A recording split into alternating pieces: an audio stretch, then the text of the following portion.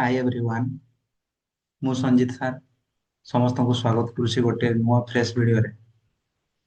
तो पिले आज आम पढ़िबा दशम श्रेणी भौतिक विज्ञान रो प्रथम विषय हैला। आज कौन पढ़िबा? दशम श्रेणी भौतिक विज्ञान प्रथम विषय। विषयटार नाम कौन? विषयटार नाम होछि रासायनिक प्रतिक्रिया और एहार समीकरण। बुझाला? तुम्हें तो बीजगणितिक समीकरण विषय शुणी ହେଲା। ରାସାୟନିକ ପ୍ରତିକ୍ରିୟା କିସ, ରାସାୟନିକ ସମୀକରଣ କିସ, ରାସାୟନିକ ଜିନିଷଟା ତ ତୁମେ ଶୁଣିଛ ଛୋଟବେଳୁ, ଯେମିତି ହଉଛି ଭୌତିକ ପରିବର୍ତ୍ତନ, ରାସାୟନିକ ପରିବର୍ତ୍ତନ ହେଲା। ସେଇ ରାସାୟନିକ ପ୍ରତିକ୍ରିୟା କିସ ଜିନିଷ ପଢବା, ଆଉ ହଉଛି କିସ ପଢବା, ଏହାର ସମୀକରଣ। ବୁଝିହେଲା? ତ ହଉଛି ପୁରା ଭିଡିଓଟାକୁ ସମ୍ପୂର୍ଣ୍ଣ ଦେଖ ହେଲା। ପୁରା ଏନର୍ଜି ସହ ଦେଖ। ବୁଝିହେଲା? ପୁରା ଏନର୍ଜି ସହ ଦେଖ, ପୁରା କନଷ୍ଟାଣ୍ଟଲି ବସିକି ଦେଖ। ଆଉ ମଝିରେ ମଝିରେ ଇନଷ୍ଟା, ଫେସବୁକ୍, ହ୍ୱାଟ୍ସଅପ୍ ହେଲା ଯିବନି। ଆଉ ଯଦି ଯିବ କିସ ହବ, ମୁଣ୍ଡ ଉପରେ ଉପରେ ପାରେଇବ। ବୁଝିହେଲା ପାଠ? ମୁଣ୍ଡ ଉପରେ ଉପରେ ପାରେଇବ। ତ ବସିକି ଦେଖ ଚୁପଚାପ। ବୁଝିହେଲା? ଆଉ ଯୋଉମାନେ ବି ଚାହୁଁଛ, ଚାହିଁବ ଲେଖିପାରବ ହେଲା। ଖାତା ଗୋଟେ ବାହାର ଲେଖ ହେଲା। ଖାତା ଗୋଟେ ବାହାର ଲେଖ, ଦେଲେ ହଉଛି ଦୁଇ ପ୍ରକାର ପ୍ରାକ୍ଟିସ ହବ। ଗୋଟେ ହଉଛି ଆମର ଲେଖା ପ୍ରାକ୍ଟିସ ବି ହବ, ଆଉ ହଉଛି ମନେ ବି ରହିଯିବ। ମାନେ ଭିଡିଓଟା ସରିବ, ତୁମର ଲଙ୍ଗ କ୍ୱଶ୍ଚନ୍ ତାପରେ ସର୍ଟ କ୍ୱଶ୍ଚନ୍ ସବୁ ମନେ ରହିଯାଇଥିବ। ବୁଝିହେଲା? ତା ପରଦିନ ବେଳକୁ ସାର୍ ପଚାରିଲେ ପୁରା ପାଣି ହେଇଯାଇଥିବ ତୁମର, ପୁରା ପାଣି ପରି ଆନ୍ସର ଦବ। ବୁଝିହେଲା? ସେଥିପାଇଁ ହଉଛି କି ପାରୁଛ ଯଦି ଲେଖ, ଆଉ ନହେଲେ ହଉଛି ଡେସ୍କ୍ରିପସନ ରେ ପିଡିଏଫ ର ଲିଙ୍କ ଥିବ, ସେଇଠୁ ଡାଉନଲୋଡ କରିକି ତୁମେ ନୋଟ ଟାକୁ ଉତାରି ଦବ। ପୁରା ସହଜ ନୋଟ ହେଲା। ଯଦି ତୁମକୁ ସାଇନ୍ସ ପଢା ଲାଗୁଛି, ଏଇ ଭିଡିଓ ଦେଖି ସାରିଲା ପରେ ତୁମର ସାଇନ୍ସ ପ୍ରତି ଲଭ ହେଇଯିବ। ବୁଝିହେଲା? ସାଇନ୍ସ ପ୍ରତି ଲଭ ହେଇଯିବ। ତ ଭଲସେ ଦେଖ। ଚାଲ ଲେଟ୍ ନ କରି ଷ୍ଟାର୍ଟ କରିବା।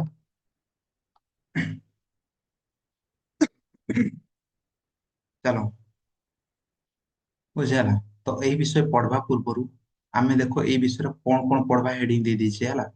କିସ ଦେଇଛି ହେଡିଙ୍ଗ? ଏଇ ଆମର ରାସାୟନିକ ପ୍ରତିକ୍ରିୟା ଓ ରାସାୟନିକ ସମୀକରଣ ମାନେ ବିଷୟରେ ଆମେ କଣ କଣ ପଢବା, ମାନେ ଆକୁ ଯେ ପଢବା, ଆକୁ ଘଣ୍ଟେ 2 ଘଣ୍ଟା ଯେ ପଢବା, କିସ କିସ ପଢବା, କିସ କିସ ହେଡିଙ୍ଗ ଦେବା ହେଲା। ଫାଷ୍ଟ ପଢବା ହଉଛି ଆମେ ପରିବର୍ତ୍ତନ ବିଷୟରେ ହେଲା। କିସ ବିଷୟରେ ପଢବା? ପରିବର୍ତ୍ତନ ବିଷୟରେ ଫାଷ୍ଟ ପଢିବା। ଫାଷ୍ଟ ପଢବା ପରିବର୍ତ୍ତନ ବିଷୟରେ।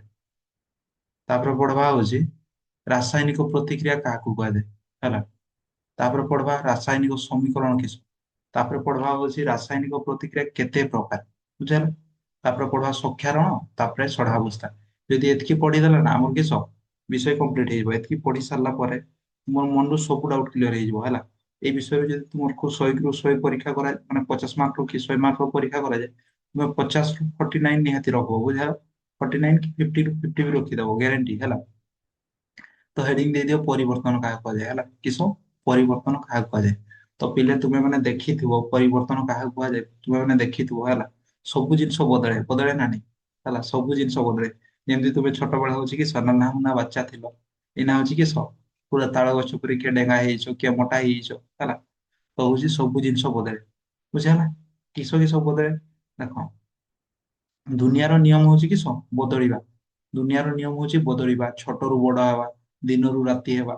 ତାପରେ କିସ ଆମର ଦୁଃଖରୁ ସୁଖ ହେବା ହେଲା। ତ ଦୁନିଆର ନିୟମ ହଉଛି ବଦଳିବା। ଯେମିତି ଗୋଟେ ଏକ୍ସାମ୍ପଲ ଦଉଛି, ତୁମେ ଛୋଟବେଳେ କି ଛୋଟ ଛୁଆ ଥିଲ ହେଲା, ଏଇନା ହଉଛି କି ବଡ ଛୁଆ ହେଇଯାଇଛ। ବୁଝିହେଲା? ପୁଣି ଏଇନା ଦିନ ଅଛି, ପୁଣି କିସ ହବ ରାତିକୁ, ମାନେ ଆଉ କିଛି ସମୟ ପରେ କିସ ହେଇଯିବ, ରାତି ହେଇଯିବ। ତ ପ୍ରତ୍ୟେକ ଜିନିଷର ନିୟମ ହଉଛି କିସ ବଦଳିବା ହେଲା। ତ ସେଇଟାକୁ ହିଁ ପରିବର୍ତ୍ତନ କୁହାଯାଏ। ପରିବର୍ତ୍ତନ ମାନେ କିସ କୁହନା, ଗୋଟେ ଜିନିଷ ଯଦି ବଦଳିକି ଆଉ ଗୋଟେ ଜିନିଷ ହେଇଗଲା, ତାହାକୁ କଣ କୁହାଯାଏ? ପରିବର୍ତ୍ତନ କୁହାଯାଏ। ବୁଝିହେଲା? ସେଇଟା ହିଁ ସିମ୍ପଲ ଡେଫିନେସନ ମୁଁ ଲେଖିଦେଇଛି ଦେଖ। ପଦାର୍ଥ ଗୋଟିଏ ଅବସ୍ଥାରୁ ଅନ୍ୟ ଅବସ୍ଥାକୁ ବଦଳିଲେ ତାହାକୁ କଣ କୁହାଯାଏ? ପରିବର୍ତ୍ତନ କୁହାଯାଏ। ଏକ୍ସାମ୍ପଲ ତୁମେ ଦେଇପାରିବ ହେଲା। ଏକ୍ସାମ୍ପଲ କଣ କଣ ହବ? ଛୋଟରୁ ବଡ ହେବା, ଛୋଟରୁ ବଡ ହେଲା। ତାପରେ ଆରି ଗୋଟେ ଏକ୍ସାମ୍ପଲ ଦଉଛି, ତୁମେ ଗୋଟେ ହେଲା, ଆଉ ଗୋଟେ ଏକ୍ସାମ୍ପଲ ଦଉଛି ଏଇଟା। ବୁଝିହେଲା? ଏଇଟାକୁ ମୁଁ ଯଦି ଦୁଇ ଫାଳ କରିଦେବି, କିସ ହେଇଯିବ? ଦୁଇ ଖଣ୍ଡ ହେଇଯିବ। ବୁଝିହେଲା? ବୁଝିହେଲା? ଏଇଟା ଗୋଟେ ପରିବର୍ତ୍ତନ। ଗୋଟେ କାଗଜକୁ ଯଦି ମୁଁ ଦୁଇ ଫାଳ କରିଦେଲି, ସେଇଟା ବି ଗୋଟେ ପରିବର୍ତ୍ତନ ହବ। ଗୋଟେ କାଗଜ ଥିଲା, ଦୁଇଟା କାଗଜ ହେଇଗଲା, ସେଇଟା ବି ଗୋଟେ ପରିବର୍ତ୍ତନ। ବୁଝିହେଲା? ଆହୁରି ଗୋଟେ ପରିବର୍ତ୍ତନ ହବ। ମୁଁ ଯଦି ଗୋଟେ କାମ କରିବି, କାଗଜଟାକୁ, ଏଇଟା ହଉଛି ଗୋଟେ କାଗଜ ହେଲା, ତାକୁ ମାଚିସ ରେ ନିଆଁ ଲଗେଇଦେଲି। ମାଚିସ ରେ କିସ ନିଆଁ ଲଗେଇଦେଲି, ସେଇଟା ବି ଗୋଟେ ପରିବର୍ତ୍ତନ ହବ। ଏଇଠୁ କିସ ହବ? କାଗଜରୁ ପାଉଁଶ ହେଇଯିବ। ବୁଝିହେଲା? ପାଉଁଶ ହେଇଯିବ। ଏଇଟା ବି ଗୋଟେ ପରିବର୍ତ୍ତନ।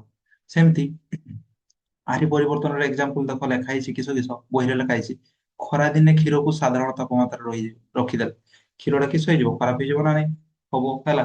କ୍ଷୀରକୁ ଯଦି ସାଧାରଣ ତାପମାତ୍ରା ରଖିଦବ ଖରାପ ହେଇଯିବ। ବୁଝା ହେଲା। ଆଉ ଆମର ଯଦି କ୍ଷୀରରେ ଅଛି ଆମର କିସ ଟିକେ ଲେମ୍ବୁ ପକେଇଦବ କିମ୍ବା ହଉଛି ଆମର ଉଁ ଏଇଆଟା ପକେଇଦବ, ଦହି ଟିକେ ପକେଇଦବ, ତେବେ କିସ କ୍ଷୀରଟା ଦହି ହେଇଯିବ। ବୁଝା ହେଲା। କିସ ହବ, ଦହି ହେଇଯିବ।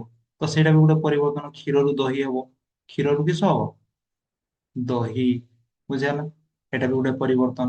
ତାପରେ ସେମିତି ସେକେଣ୍ଡ ଏକ୍ସାମ୍ପଲ ଦଉଛି ଦେଖ, ଲୁହା କଣ୍ଟା ଯଦି ତୁମେ ରଖିଦେଲ ହେଲା, ଲୁହା କଣ୍ଟା ମାନେ ସେଇ ଯଦି ତୁମେ ବାହାରେ ରଖିଦବ କିସ ହବ ଲୁହା କଣ୍ଟାଟା, ଦେଖିବ କିଛି ଦିନ ପରେ ଦେଖିବ କିସ ଲୁହା କଣ୍ଟାରେ କଳଙ୍କି ଲାଗିଯାଇଥିବ।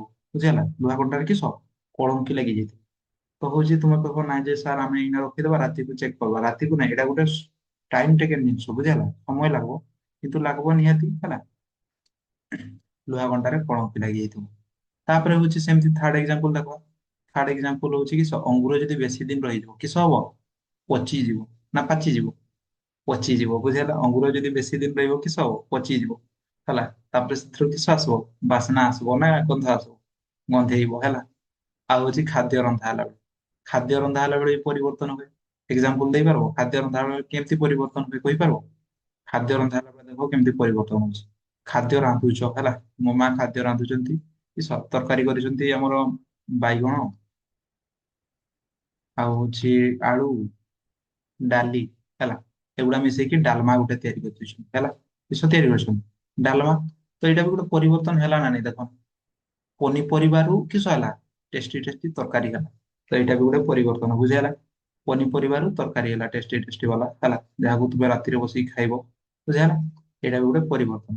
ସେମିତି ତାପର ଏକ୍ସାମ୍ପଲ, ଖାଦ୍ୟ ହଜମ ହେଲା ବେଳେ, ଖାଦ୍ୟ ହଜମ ହେଲା ବେଳେ ପରିବର୍ତ୍ତନ ହୁଏ ନା ନାଇଁ? ଦେଖ ତୁମେ ଖାଇଥିବ ଯୋଉ ଖାଦ୍ୟଟା, କିନ୍ତୁ ବାହାରିଲା ବେଳେ ସେଇଟା ବାହାରେ କି, ପରିବର୍ତ୍ତନ ହେଇକି ବାହାରେ। ବୁଝିହେଲା। ପରିବର୍ତ୍ତନ ବାହାରିଲା ମାନେ କିସ, ଆମର ବର୍ଜ୍ୟବସ୍ତୁ ଯୋଉଟା ବାହାରେ, ସେଇଟା ହଉଛି ସେଇ ଖାଦ୍ୟଟା ହିଁ ବାହାରେ କି ନା, ହେଲା। ସେଇଟା ବି ପରିବର୍ତ୍ତନ ହୁଏ। ବୁଝିପାରିଲ। ଖାଦ୍ୟ ହଜମ ହେଲା ବେଳେ କିସ ହୁଏ, ପରିବର୍ତ୍ତନ ହୁଏ।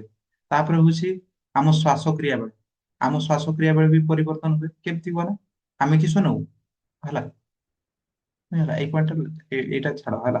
ଏତିକି ଦେଲି ପରିବର୍ତ୍ତନର ଏକ୍ସାମ୍ପଲ। ବୁଝିହେଲା। ପରିବର୍ତ୍ତନ ଜାଣିପାରିଲ କାହାକୁ କୁହାଯାଏ। ତାପରେ ନେକ୍ସଟ ଯିବା, ପରିବର୍ତ୍ତନ କେତେ ପ୍ରକାର ପଢବା ହେଲା। କିସ ପଢବା, ପରିବର୍ତ୍ତନ କେତେ ପ୍ରକାର। ବୁଝିହେଲା। ତ ଦେଖ ଦୁଇଟା ଏକ୍ସାମ୍ପଲ ଦଉଛି। ଗୋଟେ ଏକ୍ସାମ୍ପଲ ହଉଛି ତୁମେ ଛୋଟରୁ ବଡ ହେଇଛ ହେଲା, ଛୋଟବେଳେ ହଉଛି ପୁରା ନାଗରୁ ସିଂହାଣି ବାହାରୁଥିଲା, ଏଇନା ହଉଛି ପୁରା ସ୍ମାର୍ଟ ହେଇଛୁ। ବୁଝିହେଲା। ତ ଛୋଟରୁ ବଡ ହେଇଛ, ଏଇଟା ବି ଗୋଟେ ପରିବର୍ତ୍ତନ। ଆଉ ଗୋଟେ ପରିବର୍ତ୍ତନ ଦଉଛି, ଗୋଟେ କାଗଜଟା କିସ, କାଗଜଟା ଦୁଇ ଫାଳ ହେଇଯାଇଛି, ଦୁଇ ଫାଳ ହେଲା। ଆଉ ଗୋଟେ ପରିବର୍ତ୍ତନର ଏକ୍ସାମ୍ପଲ ଦଉଛି, ଇଟା ହେଲା, ସରି ମାଟି, ମାଟିରୁ ତୁମେ କିସ ତିଆରି କରିଛ, ଇଟା ତିଆରି କରିଛ। ବୁଝିହେଲା। ଆଉ ଗୋଟେ ପରିବର୍ତ୍ତନର ଦଉଛି ହଉଛି ଦିନରୁ ରାତି ହଉଛି ହେଲା। ଆଉ ଗୋଟେ ପରିବର୍ତ୍ତନର ଏକ୍ସାମ୍ପଲ ଦଉଛି ଆମର ଗୋଟେ ହେଲା, ଆଉ ଗୋଟେ ପରିବର୍ତ୍ତନ ଦଉଛି ଲେମ୍ବୁ ଚିନି ପାଣି ମିଶିକି ସରବତ ହେଇଯାଇଛି। ଲେମ୍ବୁ ଚିନି ପାଣି ରୁ ମିଶିକି ହେଇଛି ସରବତ। ଏଇଗୁଡା ହଉଛି ସବୁ ପରିବର୍ତ୍ତନର ଏକ୍ସାମ୍ପଲ ଦେଇଦେଲି ହେଲା। ତ ଦେଖ ତୁମେ ଛୋଟରୁ ବଡ ହେଇଯାଇଛ। ବୁଝିହେଲା। ପୁଣି ବଡରୁ ଛୋଟ ହେଇପାରିବ କି, ହେଇପାରିବ? କୁହ, କିଏ ଯଦି ହେଇପାରିବ କମେଣ୍ଟ କରିକି କୁହ ହେଲା। ଛୋଟରୁ ବଡ ହେଇଛ, ବଡରୁ ପୁଣି ଛୋଟ ହବନି ହେଲା। ଛୋଟରୁ ବଡ ହେଇଛ, ବଡରୁ କେବେ ଛୋଟ ହେଇପାରିବ। ଏମିତି ପରିବର୍ତ୍ତନ କି କୁହାଯାଏ, ଏମିତି ପରିବର୍ତ୍ତନ କାକୁ ହଉଛି ରାସାୟନିକ ପରିବର୍ତ୍ତନ କୁହାଯାଏ। ବୁଝିହେଲା। ରାସାୟନିକ ପରିବର୍ତ୍ତନ ହଉଛି ଯୋଉ ପରିବର୍ତ୍ତନରେ ତୁମେ ପୂର୍ବ ଅବସ୍ଥାକୁ ଫେରି ପାରିବନି। ବୁଝିହେଲା। ତାପରେ ହଉଛି ସେମିତି କାଗଜରୁ ହଉଛି, କାଗଜକୁ ହଉଛି କି ଦୁଇ ଫାଳ କରିଦେଇଛି, ପୁଣି ଦୁଇ ଫାଳରୁ ସେଇ ପୂର୍ବ କାଗଜଟାକୁ ଯଦି ଅଠା ଦେଇକି ଚିଟେଇ ଦେବି ହବ ନା ନାଇଁ, ହେଇଯିବ। ବୁଝିହେଲା। ଏମିତି ପରିବର୍ତ୍ତନ ହବାକୁ କିସ କୁହାଯିବ, ଭୌତିକ ପରିବର୍ତ୍ତନ। ମାନେ ଖାଲି ଆକାରରେ ପରିବର୍ତ୍ତନ ହବ, ଯୋଉଟା ହଉଛି କେବଳ ଆକାରରେ ପରିବର୍ତ୍ତନ ହବ, ସେଇଟା ହଉଛି କି ପରିବର୍ତ୍ତନ। ସେମିତି ପରିବର୍ତ୍ତନକୁ ଆମକୁ କୁହାଯିବ ଭୌତିକ ପରିବର୍ତ୍ତନ। ବୁଝିହେଲା। ସେମିତି ମାଟିରୁ ଇଟା ହେଇଛି, ମାଟିରୁ କିସ ହେଇଛି, ଇଟା। ଇଟାରୁ ପୁଣି ମାଟି ହେଇପାରିବ ନା ନାଇଁ, ହେଲା। ଇଟାକୁ ଗୁଣ୍ଡ କରିଦେଲେ ମାଟି ହବ, ମାଟିକୁ ପୁଣି ହଉଛି ଆମର ଇଏରେ ରଖିଦେଲେ, ଥାପରେ ରଖିଦେଲେ ଇଟା ହେଇଯିବ। ବୁଝିହେଲା। ଏଇଟା ହଉଛି କି ଭୌତିକ ପରିବର୍ତ୍ତନ। ଏବେ କୁହ ସେମିତି ଦିନରୁ ରାତି ଏଇଟା କୋଉ ପ୍ରକାର ପରିବର୍ତ୍ତନ ହବ? ଆଉ ଲେମ୍ବୁ ଚିନି ପାଣି ମିଶି ସରବତ, ଏଇଟା କୋଉ ପ୍ରକାର ପରିବର୍ତ୍ତନ? Very good. ଦିନରୁ ରାତିଟା କିସ ପରିବର୍ତ୍ତନ, ଆମର ଭୌତିକ ପରିବର୍ତ୍ତନ। ଆଉ ଲେମ୍ବୁ ଚିନି ପାଣି ମିଶି ହଉଛି ସରବତ ହୁଏ, ତାପରେ ହଉଛି ସରବତ ଟା ହଉଛି ପୁଣି ଲେମ୍ବୁ ଚିନି ପାଣି ହେଇପାରିବ କି? ନା ହେଲା। ଆଉ କିଏ କରିପାରିବ କି ସର୍ବତରୁ ଲେମ୍ବୁ ଚିନି ପାଣି? ନା ହବନି ହେଲା। ତେବେ ଏଇଟା ହଉଛି କି ପରିବର୍ତ୍ତନ, ଏଇଟା ହଉଛି ଆମର ରାସାୟନିକ ପରିବର୍ତ୍ତନ। ବୁଝିହେଲା? ତ ସେଇଟା ହିଁ ଲେଖା ହେଇଛି ନେକ୍ସଟ ପେଜରେ ଦେଖ।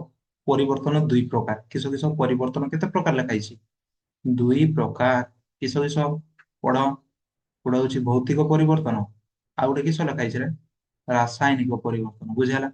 ଭୌତିକ ପରିବର୍ତ୍ତନ ଆଉ ଗୋଟେ ହଉଛି ରାସାୟନିକ ପରିବର୍ତ୍ତନ। ବୁଝିହେଲା? ପାର୍ଥକ୍ୟ ହିସାବରେ ପଢ।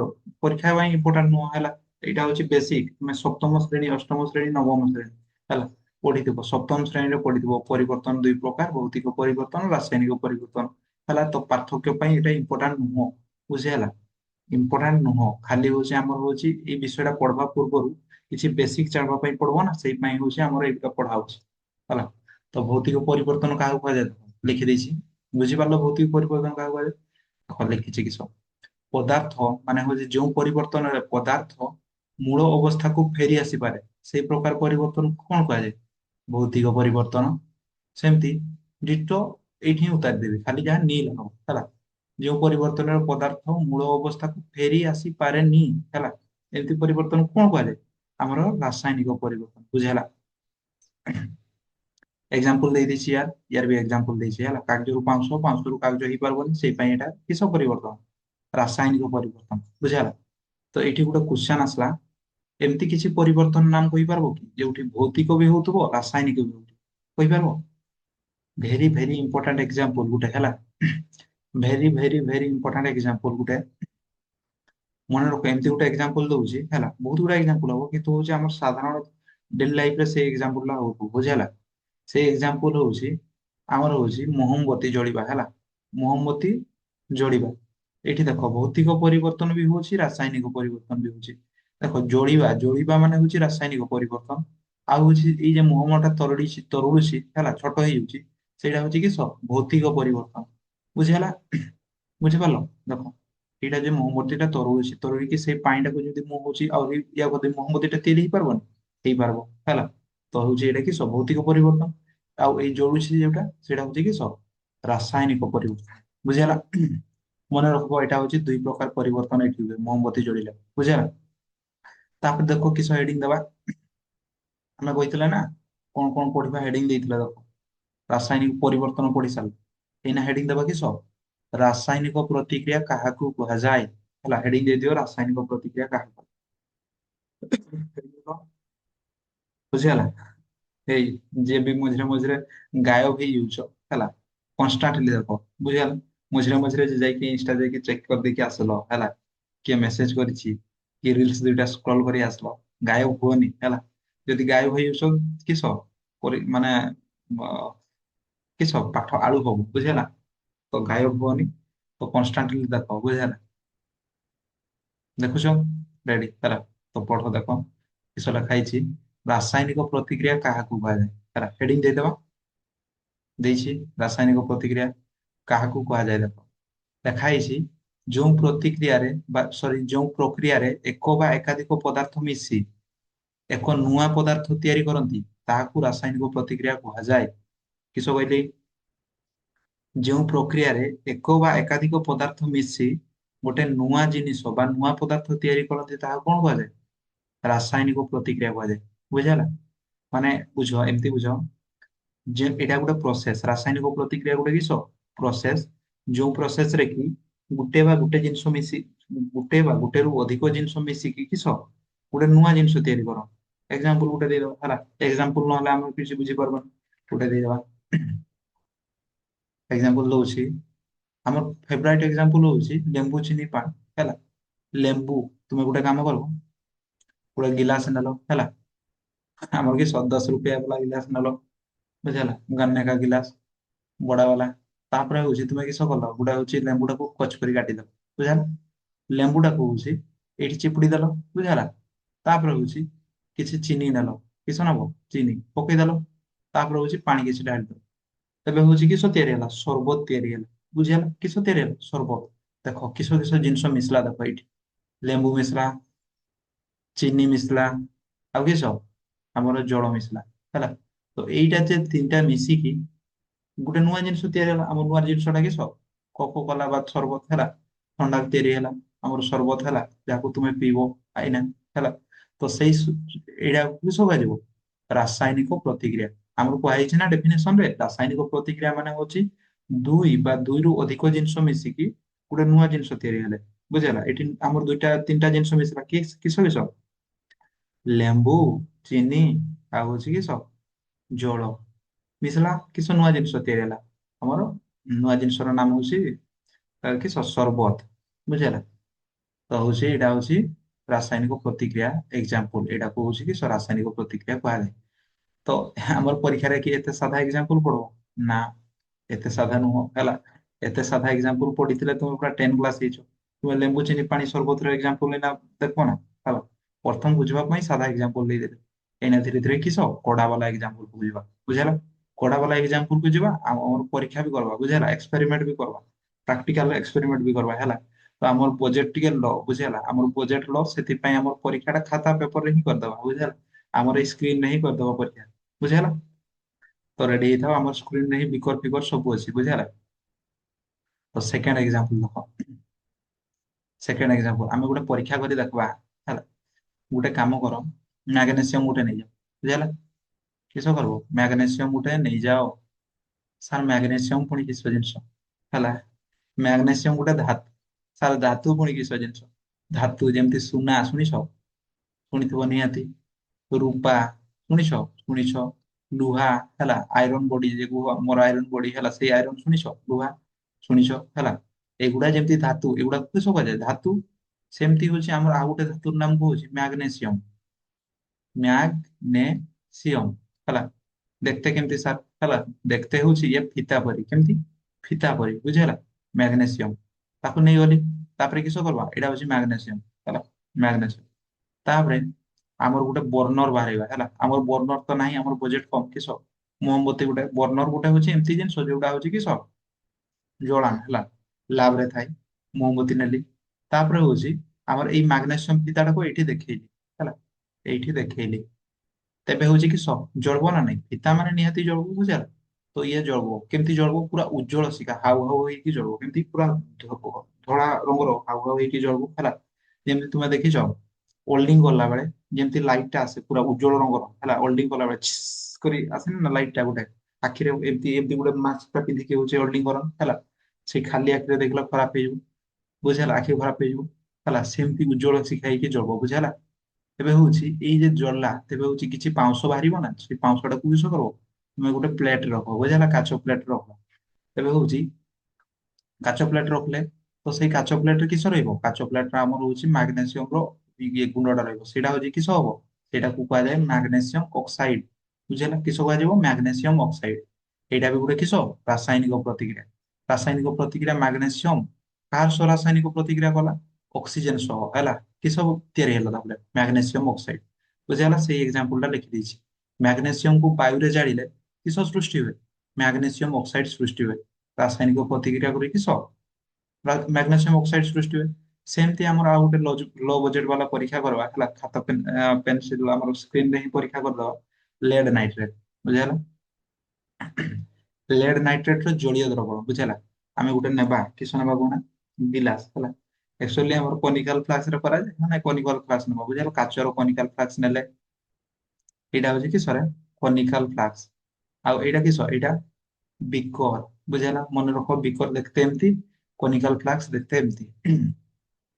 କନିକାଲ ଫ୍ଲାସ୍କ ରେ ମୁଁ କିସ କଲି, ଲେଡ୍ ନାଇଟ୍ରେଟ ର ଜଳୀୟ ଦ୍ରବଣ। ବୁଝିହେଲା, ଲେଡ୍ ନାଇଟ୍ରେଟ ଗୋଟେ ହଉଛି ପାଣିଆ ଜିନିଷଟା, ମନେ ରଖ ଲେଡ୍ ନାଇଟ୍ରେଟ ଗୋଟେ ପାଣିଆ ଜିନିଷ ହେଲା।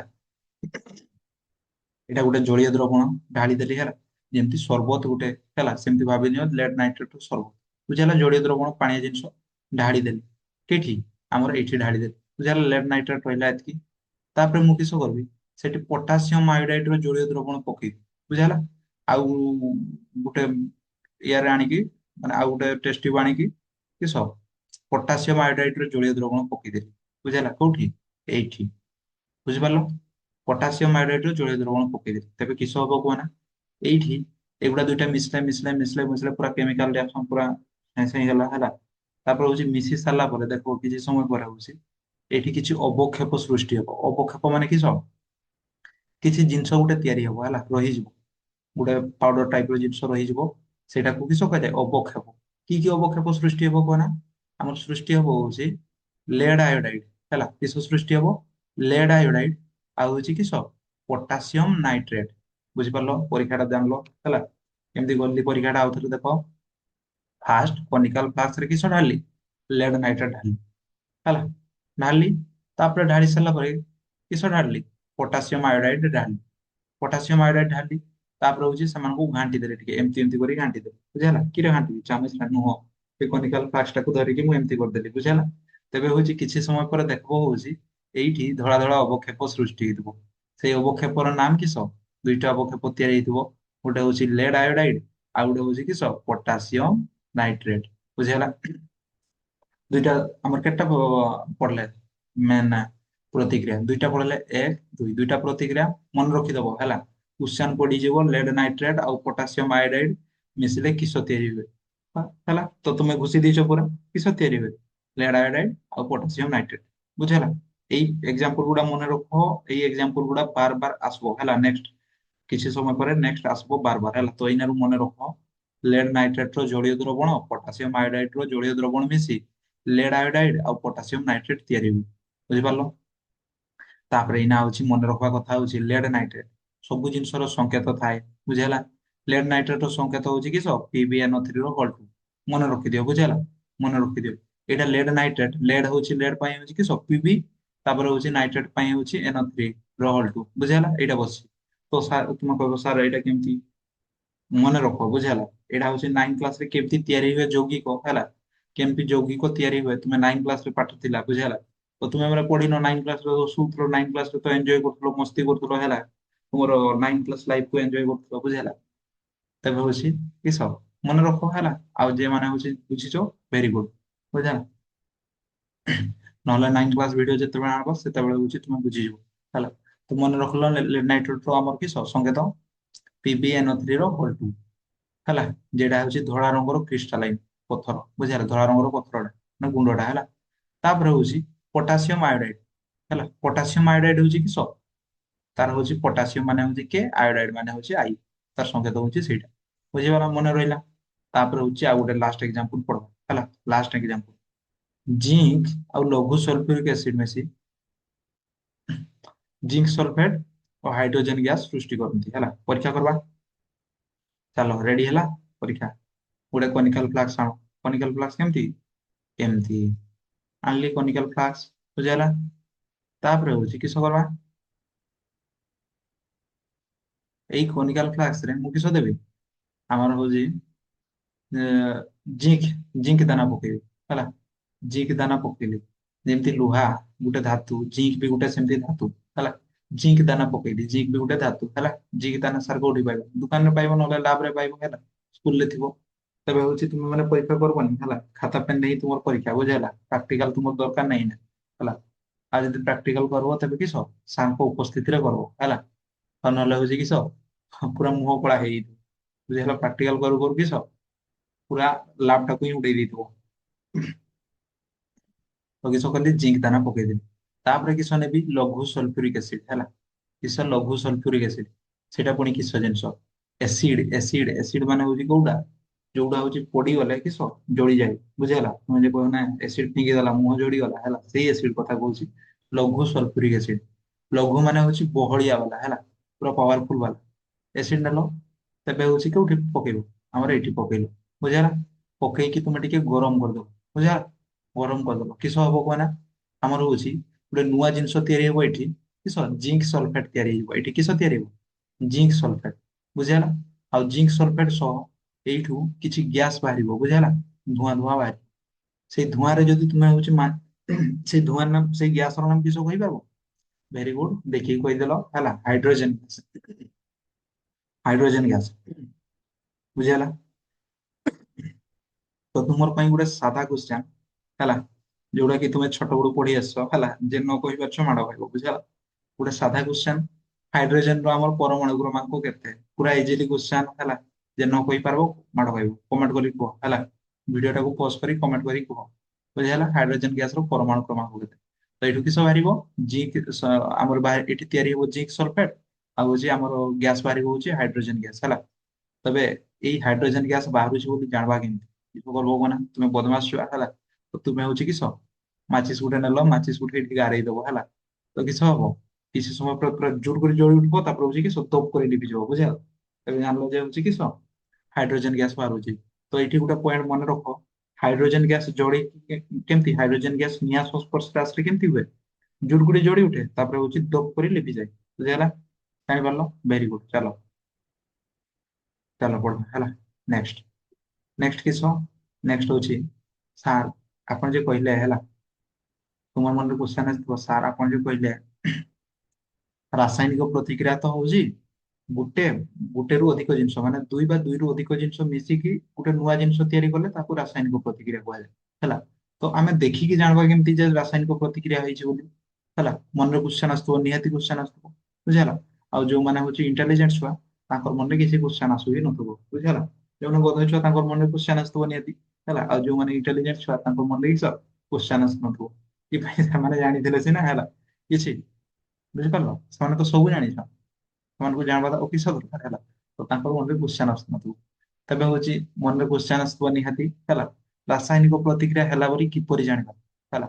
ତ ଭେରି ଭେରି ଇମ୍ପୋର୍ଟାଣ୍ଟ କ୍ୱେଶ୍ଚନ, ବୁଝିହେଲା? ଆମର ପରୀକ୍ଷାର୍ଥୀ ମାନଙ୍କ ମାନେ ଆମର କିସ ପରୀକ୍ଷାରେ ଯୋଉ ସାର୍ ମାନେ କ୍ୱେଶ୍ଚନ ପକାନ୍ତି, ତାଙ୍କର ମନରେ ବି କ୍ୱେଶ୍ଚନ ଆସିଯାଏ ଯେ ରାସାୟନିକ ପ୍ରତିକ୍ରିୟା ହେଲା ବୋଲି ଜାଣିବା, ସେଇ ପାଇଁ ତୁମର କିସ କ୍ୱେଶ୍ଚନ ରେ ପକେଇ ଦେଇଥାନ୍ତି ରାସାୟନିକ ପ୍ରତିକ୍ରିୟା ହେଲା ବୋଲି ଜାଣିବା, ବୁଝିହେଲା? କ୍ୱେଶ୍ଚନ ରେ ପଡିଯାଏ ହେଲା, ପକେଇ ଦିଅ, ସାର୍ ମାନେ ବି ଜାଣିନଥାନ୍ତି, ସେଇ ପାଇଁ ହଉଛି କିସ ପକେଇ ଦିଅନ୍ତି। ତ ତୁମେ ମାନେ ହଉଛି ଜାଣି ରଖ, ଭିଡିଓ ଟା ଦେଖିକି ଜାଣିପାରିବ ନା। ତୁମେ ମାନେ ଜାଣ ଯେ ଜାଣିଲ ଯେ କିସ ରାସାୟନିକ ପ୍ରତିକ୍ରିୟା ହେଲେ କେମିତି ଜାଣିବା? ଗୋଟେ ଜିନିଷ ଯଦି ଅବସ୍ଥାରେ ପରିବର୍ତ୍ତନ ହେଇଥିବ, ରଙ୍ଗରେ ବଦଳିଥିବ, ତାପରେ ହଉଛି ସେଠୁ ଯଦି ତାପ ବାହାରୁଥିବ, ଛୁଇଁଲେ ହଉଛି ଗରମ ଗରମ ଲାଗୁଥିବ ହେଲା, ଆଉ ହଉଛି ଗ୍ୟାସ ବାହାରୁଥିବ, ବୁଝିହେଲା? ଏମିତି ଯଦି ଚାରିଟା ପଏଣ୍ଟ ଲେଖିଦେଲ ପୁରା ଫୁଲ ଫୁଲ ମାର୍କ ପାଇଯିବ ହେଲା। ତ ମୁଣ୍ଡ ମୁଣ୍ଡ ଉପରେ ଉପରେ paraଇଲା ହେଲା, ତ ୱେଟ କର ବୁଝେଇ ଦଉଛି ହେଲା। ତ ହଉଛି ରାସାୟନିକ ପ୍ରତିକ୍ରିୟା ହେଲା ବୋଲି ଜାଣିବ କେମିତି ହେଲା। ଦେଖ, ଆମର ଦୁଇଟା ଜିନିଷ ନିଅ, ବୁଝିହେଲା? ଦୁଇଟା ଜିନିଷ ନିଅ, କିସ କିସ ଜିନିଷ ନେଲ? ଆମର ଗୋଟେ ଜିନିଷ ନେଲେ ହଉଛି ଲେମ୍ବୁ ହେଲା, ଆମର ସିମ୍ପଲ ଏକ୍ଜାମ୍ପଲ, ସବୁଠୁ ଫେଭରାଇଟ ଏକ୍ଜାମ୍ପଲ କିସ, ଲେମ୍ବୁ ଚିନି ପାଣି ବାଲା। ଲେମ୍ବୁ ଚିନି ପାଣି ତିନିଟା ମିଶେଇ ଦେଲି, ଗୋଟେ ନୂଆ ଜିନିଷ ତିଆରି ହେଲା, ସରବ, ବୁଝିହେଲା? ତେବେ ହଉଛି ହେଲା, ଲେମ୍ବୁ ଚିନି ପାଣି ଆଉ ରସନା ମିଶେଇ ଦେଲି, କିସ ରସନା। ରସନା ଖାଇଥିବ ସେଇ ଟଙ୍କା ବାଲା ହେଲା, ଛୋଟବେଳେ ଯେ ଟଙ୍କେ ଚୁର କରି ନେଇକି ଖାଉଥାଉ ଶୀତ ଦିନରେ ହେଲା, ଶୀତ ସରି ଶୀତ କହୁଛି, ଆମର ଖରା ଦିନରେ, ବୁଝିହେଲା? ଟଙ୍କେ ଘରୁ ଟଙ୍କେ ଚୁର କରି ନେଇକି କିସ ରସନା କିଣି ଆଣିକି ଯେ ଖାଉଥାଉ ହେଲା, ଘର ପଛଆଡେ ଲୁଚି ଲୁଚି, ତୁମର ଭାଇ ଆଉ ତୁମେ ହେଲା, ତୁମର ଭାଇ ତୁମେ ଖାଉଥାଉ, ସେଇଟା ସେଇ ରସନା ତା କହୁଛି ହେଲା। ତ କିସ ତିଆରି ହେଲା, ସରବତ ତିଆରି ହେଲା। ତାପରେ ଦେଖ, ଏଇ ସରବତର କେମିତି, ହଁ ତୁମେ ତ ଜାଣିଲ ପରିବର୍ତ୍ତନ ହେଲା, ଯେ ଆମର ରାସାୟନିକ ପ୍ରତିକ୍ରିୟା ହେଲା ବୋଲି ଜାଣିବ କେମିତି? ହେଲା, ଯଦି ହଉଛି ରଙ୍ଗ ବଦଳିଥିବ, ରଙ୍ଗ ବଦଳିବ, ବୁଝିହେଲା? ପାଣିର ରଙ୍ଗ ସାଧା ଥିଲା, ଏ ହଉଛି ରଙ୍ଗ ବଦଳିକି କିସ ଅରେଞ୍ଜ ଅରେଞ୍ଜ ହେଇଥିବ ହେଲା, ତେବେ ଜାଣିଲ ଯେ ରାସାୟନିକ ପ୍ରତିକ୍ରିୟା ହେଇଛି। ତାପରେ ଟେଷ୍ଟ ବି ବଦଳି ଯାଇଥିବ, ବୁଝିହେଲା? ଟେଷ୍ଟ ବି ବଦଳି ଯାଇଥିବ, ତେବେ ଜାଣିଲ ଯେ କିସ ରାସାୟନିକ ପ୍ରତିକ୍ରିୟା ହେଇଛି ହେଲା। ତାପରେ ହଉଛି ବେଳେ ବେଳେ ହଉଛି କିଛି ଜିନିଷ ମିଶିକି ତାପ ବାହାରେ, ତାପ ବାହାରେ ହଉଛି କିସ ଗରମ ଲାଗିବ, ଦୁଇଟା ତିନିଟା ଜିନିଷ ମିଶେଇ ଦବ ହେଲା, ତାପରେ ହଉଛି କିସ, ତୁମେ ସାଇନ୍ସ ଲାବରେ ଦେଖିଛ ନା ନାଇଁ ରାସାୟନିକ ପ୍ରତିକ୍ରିୟା ହୁଏ କେମିତି? ଦୁଇଟା ଏମିତି ହେଲା, ଗୋଟେ ଡକ୍ଟର ମାନେ ଡକ୍ଟର ଝାଟକା ମୋଟୁ ପତଲୁ ଦେଖିଥିବ ହେଲା, ଡକ୍ଟର ଝାଟକା ବେଳେ ବେଳେ ହଉଛି କି ତାର ମୁହଁ କଳା ହେଇଯାଏ ନା ନାଇଁ କୁହ? ଏମିତି କିଛି ଜିନିଷ ମିଶେଇ ଦବ, ତାର ସହ ଆଉ ଗୋଟେ କିଛି ଜିନିଷ ମିଶେଇ ଦବ, ବ୍ଲାଷ୍ଟ ହେଇଯିବ, ବୁଝିହେଲା? ଯାହା ଫଳରେ ହଉଛି ତାପ ବାହାରିକି ତ ବ୍ଲାଷ୍ଟ ହେଲା ହେଲା। ତ ହଉଛି କି ସେଠି ରାସାୟନିକ ପ୍ରତିକ୍ରିୟା ହେଇଛି, ବୁଝିପାରିଲ? ଆଉ ବେଳେ ବେଳେ ହଉଛି ଗ୍ୟାସ ବାହାରେ, ଦୁଇଟା ତିନିଟା ଜିନିଷ ମିଶି ଗଲା ପରେ ହଉଛି କି ଗ୍ୟାସ ବାହାରିବ, ଲୋକମାନେ ବେଳେ ବେଳେ ବେହୋସ ବି ହେଇଯାଏ ହେଲା ସେଇ ଗ୍ୟାସ। ତେବେ ହଉଛି ଜାଣିଲ ଯେ କି ରାସାୟନିକ ପ୍ରତିକ୍ରିୟା ହେଇଛି ବୋଲି। ତେବେ ଯଦି ପରୀକ୍ଷାରେ ପଡିଲା ରାସାୟନିକ ପ୍ରତିକ୍ରିୟା ହେଲା ବୋଲି ଜାଣିବା କିପରି, ଲେଖିଦବ ଚାରିଟା ପଏଣ୍ଟ, କିସ କିସ କୁହ, ଆଖି ବନ୍ଦ କରି କୁହ। ଅବସ୍ଥାରେ ପରିବର୍ତ୍ତନ ହେଲେ, ରଙ୍ଗରେ ପରିବର୍ତ୍ତନ ହେଲେ, ବାସ୍ନାରେ ପରିବର୍ତ୍ତନ ହେଲେ, ତାପରେ ହଉଛି କିସ ଆମର ତାପ ବାହାରିଲେ, ତାପରେ ହଉଛି ଆମର ଗ୍ୟାସ ବାହାରିଲେ, ବୁଝିହେଲା? ଚାରିଟା ପାଞ୍ଚଟା ପଏଣ୍ଟ କହିଥିଲି ହେଲା, ତ ଲେଖିଦବ, ମନେ ରଖ, ବୁଝିହେଲା? ତାପରେ ନେକ୍ସଟ ପଢବା, ନେକ୍ସଟ ଯିବା। ନେକ୍ସଟ ଯିବା ହଉଛି ରାସାୟନିକ ସମୀକରଣ ପଞ୍ଚେଇବା ହେଲା, କିସ ପଢବା? ରାସାୟନିକ ସମୀକରଣ ହେଲା। ଯୋଉମାନେ ଲେଖୁଛ ଲେଖ, ଆଉ ଯୋଉମାନେ ହଉଛି ଦେଖୁଛ ଦେଖ, କିନ୍ତୁ ହଉଛି ମଝିରେ ମଝିରେ ଯେ ଗାୟବ ହେଇଯାଉଛୁ ସେଇ କାମଟା କରନି ଦୟାକରି ହେଲା। ଆଉ ନହେଲେ କିସ, ନହେଲେ କିସ ପରୀକ୍ଷା ସରିଲା ପରେ ତୁମର ଯେତେବେଳେ ରେଜଲ୍ଟ ବାହାରିବ, ତୁମକୁ ଦୁନିଆରୁ ଗାୟବ କରିଦେବେ, ବୁଝିହେଲା? କିଏ କିଏ? ଆଧାର ହେଲା। ତ ଦେଖ ଭଲସେ ବୁଝିହେଲା, ନହେଲେ ହଉଛି କିସ ପରୀକ୍ଷାରେ ଆଳୁ ରହିବ ହେଲା। ପରୀକ୍ଷାରେ ନ ଯଦି ତୁମେ ଏମିତି କରିବ, ମଝିରେ ମଝିରେ ଇନଷ୍ଟା ଯିବ ହେଲା, ଇନଷ୍ଟା ଦେଖି ଆସିଲ, ତ ମନରେ କିସ ମାନେ ତୁମର ସବୁବେଳେ ହଉଛି ଇନଷ୍ଟାରେ ଦେଖିଥିବ ନା, ଡାଇଲଗ ଗୋଟେ ଦେଖିଥିବ ଇନଷ୍ଟାରେ, କ୍ରିସ୍ କା ଗାନା ସୁନେଗା ହେଲା। ତ ହଉଛି ତୁମର ହଉଛି ଏଇ ଭିଡିଓ ଦେଖୁ ଦେଖୁ ବି ମନେ ପଡୁଥିବ, ସାର୍ କ୍ରିସ୍ କା ଗାନା ସୁନେଗା ହେଲା। ତ ହଉଛି ତୁମର କ୍ରିସ୍ କା ଗାନା ସୁନେଗା ହିଁ କମେଣ୍ଟ ମାରୁଥିବ ବୁଝା। ତ ସେଇ ପାଇଁ କିସ କନଷ୍ଟାଣ୍ଟଲି ଦେଖ, କନଷ୍ଟାଣ୍ଟଲି ଦେଖ ହେଲା। ଯାହା ଫଳରେ ହଉଛି ପଢି ସାରିଲା ବେଳକୁ ହଉଛି କିସ ପୁରା ପାଣି ହେଇଯାଇଥିବ, ପୁରା ଆଖି ବନ୍ଦ କରିକି କିସ ରାସାୟନିକ ସମୀକରଣ କହିବାକୁ ପୁରା ଆଖି ବନ୍ଦ କରିକି କହିଦେବ ବୁଝା ନା, ପୁରା ପାଣି। ତ ଦେଖ ପଢବା ରାସାୟନିକ ସମୀକରଣ ହେଲା। ତ ରାସାୟନିକ ସମୀକରଣ ହଉଛି କିସ ମାନେ ରାସାୟନିକ ପ୍ରତିକ୍ରିୟା ଯୋଉଗୁଡା କହିଲି ନା, ତୁମେ ବୀଜଗାଣିତିକ ସମୀକରଣ ପଢିଛ, ବୀଜଗାଣିତିକ ସମୀକରଣ ପଢିଛ ନା ନାଇଁ? ତୁମେ କୁହ ନା ନାଇଁ, ରାମର ବୟସ ହରି ବୟସର 3 ଗୁଣ ହେଲା। ରାମର ବୟସ ହରି ବୟସର 3 ଗୁଣ। ରାମର ବୟସ ଯଦି ଏକ୍ସ ହେଲା, ହରିର ବୟସ ୱାଇ ହେଲା, ତେବେ ହଉଛି ଏଇ ସମୀକରଣଟା ଲେଖିପାରିବି, ରାମର ବୟସଟା ହରି ବୟସର 3 ଗୁଣ ହେଲା। ଏଇଟା ପଢବା ପାଇଁ ସୁବିଧା ହେଲା ନା, ହଉଛି ମୁଁ ଯଦି ଲେଖିଥାନ୍ତି ହଉଛି ରାମର ବୟସ ହରି ବୟସର 3 ଗୁଣ ତର ସେଇ 3 ସେ ସେମିତି ଲେଖନ୍ତି, କୋଉଟା ସୁବିଧା ହେଇଥାନ୍ତା? ଏଇଟା ସୁବିଧା ହବ ନିହାତି ହେଲା। ଏଇଟା ଦେଖିକି ବୁଝିଗଲା ରାମର ବୟସ ହରି ବୟସର 3 ଗୁଣ ହେଲା। ତ ଲେଖିଥାନ୍ତ ଏକ୍ସ ଇକ୍ୱାଲ ଟୁ ରାମ ହେଲା, ୱାଇ ଇକ୍ୱାଲ ଟୁ ହରି ବୟସ ବୁଝିହେଲା। ତେବେ ଏଇଟା ସୁବିଧା ହେଲା। ଏଇଟା ହଉଛି ଦେଖ ଗୋଟେ ଆମର ଗଣିତକୁ ସହଜ ଉପାୟରେ ଲେଖିବା ପ୍ରଣାଳୀକୁ ବୀଜ ଗଣିତ ହେଲା, ସରି ହଁ ବୀଜ ଗଣିତ ସମୀକରଣ। ସେମିତି ଆମର ରାସାୟନିକ ପ୍ରତିକ୍ରିୟାକୁ ସହଜ ଉପାୟରେ ଲେଖିବା କ୍ରିୟାକୁ କିସ କୁହାଯିବ? ରାସାୟନିକ ସମୀକରଣ। ଭେରି ଗୁଡ ହେଲା, ମନେ ରହିଲା। କିସ କହିଲି? ରାସାୟନିକ ପ୍ରତିକ୍ରିୟାକୁ ସହଜ ଉପାୟରେ ଲେଖିବା ପ୍ରଣାଳୀକୁ କଣ କୁହାଯାଏ? ରାସାୟନିକ ସମୀକରଣ କୁହାଯାଏ ହେଲା। ତ ଏଇନା ଲେଖବା କେମିତି ରାସାୟନିକ ସମୀକରଣ କେମିତି ଲେଖାଯାଏ, ଷ୍ଟାର୍ଟ କରିବା ବୁଝିହେଲା। ତ ଆମର ଫାଷ୍ଟ ଷ୍ଟାର୍ଟ କରିବା ସହଜ ଫେଭରାଇଟ ଏକ୍ସାମ୍ପଲ ଷ୍ଟାର୍ଟ କରିବା, ଲେମ୍ବୁ ଚିନି ପାଣି ହେଲା। ସାର୍ ଆପଣଙ୍କୁ ଲେମ୍ବୁ ଚିନି ପାଣି ବହୁତ ପସନ୍ଦ ହେଲା, ମୋର ଫେଭରାଇଟ ଏକ୍ସାମ୍ପଲ ବୁଝିହେଲା, ମୋର ଫେଭରାଇଟ ଏକ୍ସାମ୍ପଲ। ଏବେ ହଉଛି ଷ୍ଟାର୍ଟ କଲି, ଲେଖିଦେଲି ଲେମ୍ବୁ କ୍ଲୋରାଇଡ ଲେମ୍ବୁ ଚିନି ପାଣି ହେଲା ଲେଖିଦେଲି। ତ ହଉଛି ଲେମ୍ବୁ ଚିନି ପାଣି ମିଶିଲେ ହଉଛି କି ସବୁ ହୁଏ? ଭେରି ଗୁଡ, ସରବତ ହୁଏ। ଲେଖିଦେଇଛି ହେଲା, ଏଇଠି ସରବତ ତିଆରି ହୁଏ। ତେବେ ଏଇଟା ଲେଖିବା ପାଇଁ ମୋର ସୁବିଧା ହେଲା ନା ହଉଛି ତଳଟା ଲେଖିବା ପାଇଁ ସୁବିଧା ହେଲା? ଭେରି ଗୁଡ, ତଳଟା ଲେଖିବା ପାଇଁ ସୁବିଧା ହେଲା ହେଲା। ତ ହଉଛି ଏଇଟା ହଉଛି କି ରାସାୟନିକ ପ୍ରତିକ୍ରିୟା। ଏଇ ରାସାୟନିକ ପ୍ରତିକ୍ରିୟାକୁ ସହଜ ଉପାୟରେ ଲେଖା ହେଲା, ଦେଖ ଏଇଠି ସହଜ ଉପାୟରେ ଲେଖା ହେଲା। ଏଇଟା ହିଁ ହଉଛି କି ରାସାୟନିକ ସମୀକରଣ ବୁଝିପାରିଲ। ଏଇଟା ହଉଛି କି ରାସାୟନିକ ସମୀକରଣ ବୁଝିହେଲା। ତେବେ ହଉଛି ଏଇଠି ମନେ ରଖିବା ଜିନିଷ ଆଉ ଗୋଟେ କହିଦଉଛି ଏଇବାରୁ ହେଲା। ଏଇ ଯେ ଆମର ତୀର ଚିହ୍ନ ଦିଆହେଇଛି, ତୀର ଚିହ୍ନ ଦେଖିପାରୁଛ ନା ନାହିଁ? ହେଲା, ତୀର ଚିହ୍ନ ଦିଆହେଇଛି। ଏଇ ତୀର ଚିହ୍ନର ଲେଫ୍ଟ ସାଇଡରେ ଯୋଉଟା ଅଛି ହେଲା, ଏଇ ଲେଫ୍ଟ ସାଇଡରେ ଏଇଟା ଦେଖ, ଲେଫ୍ଟ ସାଇଡରେ ଯୋଉଟା ଦିଆହେଇଛି ସେଇଟା କିସ କୁହାଯାଏ? ପ୍ରତିକାରକ। ପ୍ରତିକାରକ ହେଲା। ସମୀକରଣର ଲେଫ୍ଟ ସାଇଡରେ ଯାହାକୁ ଲେଖାଯାଏ ତାହାକୁ କଣ କୁହାଯାଏ? ପ୍ରତିକାରକ। ଆଉ ରାଇଟ ସାଇଡରେ ଯାହାକୁ ଲେଖାଯାଏ ସେଇଟା ହଉଛି କିସ? ଉତ୍ପାଦ ବୁଝିହେଲା। କିସ କହିଲି? ସମୀକରଣର ଲେଫ୍ଟ ସାଇଡରେ ଯାହାକୁ ଲେଖାଯାଏ ସେଇଟା ହଉଛି କିସ? ଆମର ପ୍ରତିକାରକ, ଆଉ ରାଇଟ ସାଇଡରେ ଯାହାକୁ ଲେଖାଯାଏ ସେଇଟା ହଉଛି କିସ? ଉତ୍ପାଦ ବୁଝିହେଲା। ଫାର୍ଷ୍ଟ ଏକ୍ସାମ୍ପଲ ସରିଲା।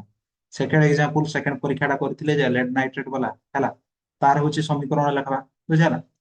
ତାର ସମୀକରଣ ଲେଫ୍ଟ ସାଇଡରେ କି କାହାକୁ ଲେଖିବି? ଲେଡ୍ ନାଇଟ୍ରେଟ୍ ଆଉ ହଉଛି ପୋଟାସିୟମ ଆୟୋଡାଇଡ୍ ଲେଖିଛି। ଲେଡ୍ ନାଇଟ୍ରେଟ୍ এটা টু হব রে ହେଲା, ଟୁ ହବ, କରେକ୍ସନ କରିଦିଅ, ଟୁ ହବ। PbNO3 ର ହଲ୍ ଟୁ ହବ ହେଲା। ଆଉ ପୋଟାସିୟମ ଆୟୋଡାଇଡ୍ ସେମାନେ ମିଶିକି ହଉଛି ଆମର କିସ ତିଆରି କରିବେ? ଲେଡ୍ ଆୟୋଡାଇଡ୍ ହେଲା। ଆଉ କିସ? ପୋଟାସିୟମ ନାଇଟ୍ରେଟ୍ ବୁଝିଲା। KNO3 ର ହଲ୍ ଟୁ, ଏଇଟା ହଉଛି ପୋଟାସିୟମ ନାଇଟ୍ରେଟ୍ ତିଆରି କଲେ। ତେବେ ହଉଛି ଏଇଠି ହଉଛି ଦେଖ କୋଉଟା ପଢବା ପାଇଁ ସୁବିଧା ହେଲା? ଏତେ ବଡଟା ପଢବା ପାଇଁ ସୁବିଧା ହବ ନା ହଉଛି ଏଇଟା ପଢିଲେ ସୁବିଧା ହବ? ଏଇଟା ହେଲା, ଏଇଟା ପଢିଲେ ସୁବିଧା ହବ, ସମୀକରଣଟା ପଢିଲେ ସୁବିଧା ହବ। ସେଇଥିପାଇଁ ତ ଆମକୁ କୁହାଯାଇଛି ଡେଫିନେସନରେ, ରାସାୟନିକ ପ୍ରତିକ୍ରିୟାକୁ ସହଜ ଉପାୟରେ ଲେଖିବା ପ୍ରଣାଳୀକୁ କିସ? ରାସାୟନିକ ସମୀକରଣ କୁହାଯାଏ। ତ କୁହ ନା ଏଇ ସମୀକରଣରେ କୁହ ହେଲା, କୁହ ନା ହେଲା, ଏଇ ସମୀକରଣରେ କୁହ ଆମର ରାସାୟନିକ ମାନେ ଉତ୍ପାଦ କିଏ, ପ୍ରତିକାରକ କିଏ ହେଲା। Very good. ଲେଫ୍ଟ ସାଇଡରେ ଥିବା ହଉଛି ଏ ୟା ଜିନିଷକୁ କିସ? ପ୍ରତିକାରକ କୁହାଯାଏ। ଆଉ ହଉଛି ରାଇଟ ସାଇଡରେ ଯୋଉଗୁଡା ଅଛି ସେଗୁଡା ହଉଛି କିସ? ଉତ୍ପାଦ। ଏ ଲେଫ୍ଟ ସାଇଡରେ କିଏ ଅଛି? କେତେଟା ପ୍ରତିକାରକ ଅଛି? ଦୁଇଟା। PbNO3 ର ହଲ୍ ଟୁ ଆଉ ଗୋଟେ ହଉଛି ପୋଟାସିୟମ ଆୟୋଡାଇଡ୍ KI ହେଲା। ସେମିତି ରାଇଟ ସାଇଡରେ କିଏ ଅଛି? କେତେଟା ଉତ୍ପାଦ ଅଛି? ଦୁଇଟା ହେଲା। PbI ଆଉ ଗୋଟେ KNO3 ର ହଲ୍ ଟୁ, ଦୁଇଟା ଉତ୍ପାଦ ଅଛି। ଭେରି ଗୁଡ ହେଲା। ତେବେ ହଉଛି ମନେ ରଖିବ ଏଇ ଯେ ଆମର ହଉଛି PbI ହେଲା, PbI ଏଇଟା ହଉଛି କିସ? ହଳଦିଆ ରଙ୍ଗର ବୁଝିହେଲା। ସେଇ ଯେ ପରୀକ୍ଷା ଗୋଟେ କରିଥିଲେ ନା ଟିକେ ପୂର୍ବରୁ ହେଲା, ମନେ ପକାଅ କିସ?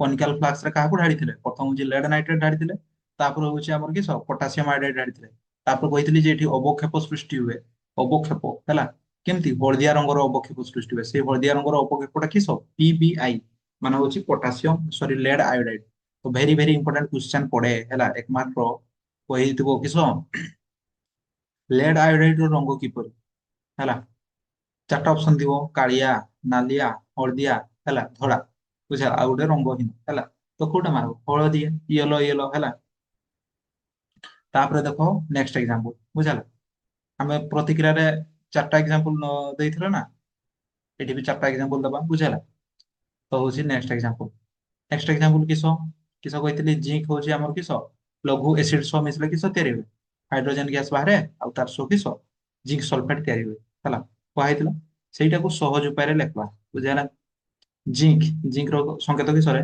Zn ଲଘୁ ସଲଫ୍ୟୁରିକ ଏସିଡ ହେଲା ସଲଫ୍ୟୁରିକ ଏସିଡ ର ସଂକେତ ହଉଛି H2SO4 ହେଲା ଆଜିଠୁ ଘୁଷି ରଖ ସଲଫ୍ୟୁରିକ ଏସିଡ କିସ H2SO4 sulphuric acid H2SO4 sulphuric acid H2SO4 ଘୁଷି ଦେଲ ଭେରି ଗୁଡ ହେଲା ତାପରେ ହଉଛି ଏଗା ଦୁଇଟା ମିଶିକି କିସ ତିଆରି କରୁଛନ୍ତି ଜିଙ୍କ ସଲଫେଟ ହେଲା ଜିଙ୍କ ସଲଫେଟ ର ସଂକେତ ZnSO4 ଘୁଷି ଦେଲ ଭେରି ଗୁଡ ତାପରେ ହଉଛି ହାଇଡ୍ରୋଜେନ ଗ୍ୟାସ ବୁଝିହେଲା ହାଇଡ୍ରୋଜେନ ଗ୍ୟାସ ହେଲା ହାଇଡ୍ରୋଜେନ ହାୱା ତିଆରି କରନ୍ତି ତ ଏଠି କୁହାନା ପ୍ରତିକାରକ କେତେଟା ଅଛି ଭେରି ଗୁଡ ପ୍ରତିକାରକ ଏକ ଦୁଇ ଦୁଇଟି ଅଛି ଉତ୍ପାଦ କେତେ ଅଛି ଗୋଟେ ଦୁଇଟା ବୁଝିହେଲା ଜାଣିପାରିଲ ଅଲ କ୍ଲିୟର ନେକ୍ସଟ ପେଜ ଚାଲ ହେଲା ଏବେ ଲାଷ୍ଟ ଏକ୍ସାମ୍ପଲ ଦେଖିଦବା ଲାଷ୍ଟ ଏକ୍ସାମ୍ପଲ ହଉଛି ମ୍ୟାଗ୍ନେସିୟମ କୁ ବାୟୁରେ ଜାଳିଲେ ମ୍ୟାଗ୍ନେସିୟମ ଅକ୍ସାଇଡ ସୃଷ୍ଟି ହୁଏ ହେଲା ମୁଁ କହିଥିଲି କିଛି ସମୟ ପୂର୍ବରୁ ଫାଷ୍ଟ ଏକ୍ସାମ୍ପଲ ଦେଖ ଦେଇଥିଲି ମ୍ୟାଗ୍ନେସିୟମ କୁ ଦିଆସିଲ ଗାରେଇକି ଦେଖ କିସ ହବ ଧଳା ପାଉଡର ପୁରା ପାୱାରଫୁଲ ନିଆଁ ଜଳୁଥିଲା ହେଲା ଧଳା ପାଉଡର ସୃଷ୍ଟି ହଉଥିଲା ସେଇଟା କିସ ମ୍ୟାଗ୍ନେସିୟମ ଅକ୍ସାଇଡ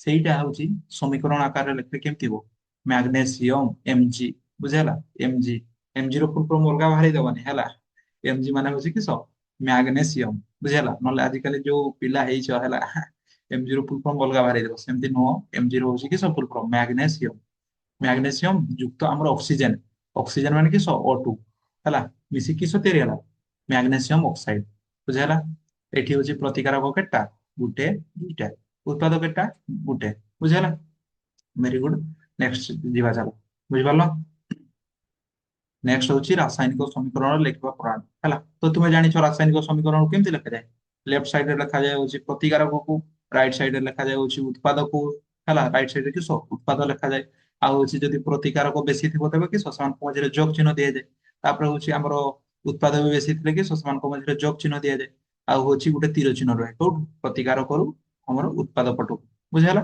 ଏଇଟା ଲେଖା ହେଇଛି ପଢିଦବ ବୁଝିହେଲା ତାପରେ ଲାଷ୍ଟ ପଏଣ୍ଟଟା ଦେଖ ଲାଷ୍ଟ ପଏଣ୍ଟଟା ହଉଛି ଏଇଟା ସମୀକରଣ ଲେଖା ହେଇଛି ବୁଝିହେଲା ଏଇ ସମୀକରଣ ଯେ ଲେଖା ହେଇଛି ଏଇଟା ପୁରା କମ୍ପ୍ଲିଟ ଲେଖା ହେଇନି କମ୍ପ୍ଲିଟ କେତେବେଳେ ହବ କମ୍ପ୍ଲିଟ ହବ ହଉଛି ଯେତେବେଳେ ହଉଛି ଆମର କିସ ଏମାନଙ୍କର ଅବସ୍ଥା ଲେଖାଯିବ ବୁଝିହେଲା ଏମାନଙ୍କର ଅବସ୍ଥା ତୁମ ଗୋଟେ ଶୁଣିଥିବ ନା ନାଇଁ ଛୋଟବେଳେ ପଦାର୍ଥର କେତେ ଅବସ୍ଥା ଥାଏ ତିନୋଟି ନାଇନ କ୍ଲାସରେ ପଢିଛ ହେଲା କିସ ପଢିଛ ପ୍ରଥମ ବିଷୟରେ ଆମ ଚତୁଃପାର୍ଶ୍ୱରେ ଥିବା ପଦାର୍ଥ ହେଲା କେତେ ଜିନିଷ ପଦାର୍ଥର ଅବସ୍ଥା ଥାଏ ତିନିଟି ଅବସ୍ଥା ଗୋଟେ ହଉଛି କିସ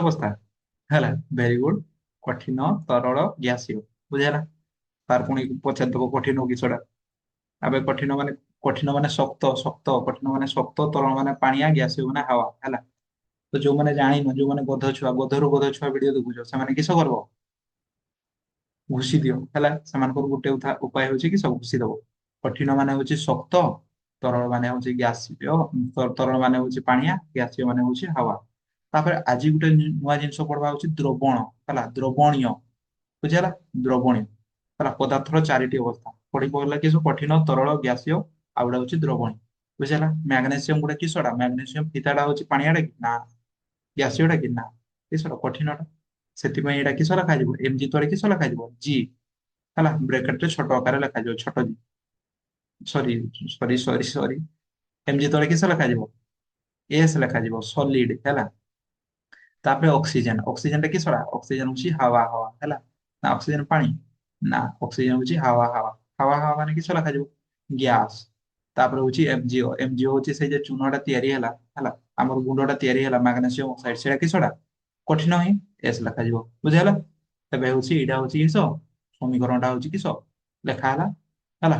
ଏଇନା ବି ପୂରଣ ହେଇନି ବୁଝିହେଲା। ଏଇଠି ଦେଖ ସମୀକରଣଟା ହଉଛି ହେଲା, ତୁମେ ଗୋଟେ ଛୋଟବେଳେ ପଢିଥିବ, ଛୋଟବେଳେ ମାନେ ହଉଛି 9 କ୍ଲାସରେ ହେଲା ପଢିଥିବ, ହଉଛି ଗୋଟେ ନିୟମ ଥିଲା ହେଲା। ନିୟମ ହଉଛି କିସ ନିୟମ? ଆମର ହଉଛି ବସ୍ତୁତ୍ୱ ସଂରକ୍ଷଣ ନିୟମ। ପଢିଛ? କୁହ ନା ବସ୍ତୁତ୍ୱ ସଂରକ୍ଷଣ ନିୟମ କମେଣ୍ଟ କରିକି ହେଲା। ଆଉ ଯୋଉମାନେ କହିଲ ଭେରି ଗୁଡ ହେଲା। ବସ୍ତୁତ୍ୱ ସଂରକ୍ଷଣ ନିୟମ ହଉଛି କୌଣସି ଜିନିଷର ସୃଷ୍ଟି ନାହିଁ କି କୌଣସି ଜିନିଷର ବିନାଶ ନାହିଁ ହେଲା। କିସ? Nothing can be created nothing can be destroyed ହେଲା।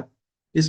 ବସ୍ତୁତ୍ୱ ସଂରକ୍ଷଣର ନିୟମ ହଉଛି କୌଣସି ଜିନିଷର ସୃଷ୍ଟି ନାହିଁ କି କୌଣସି ଜିନିଷର ବିନାଶ ନାହିଁ ହେଲା।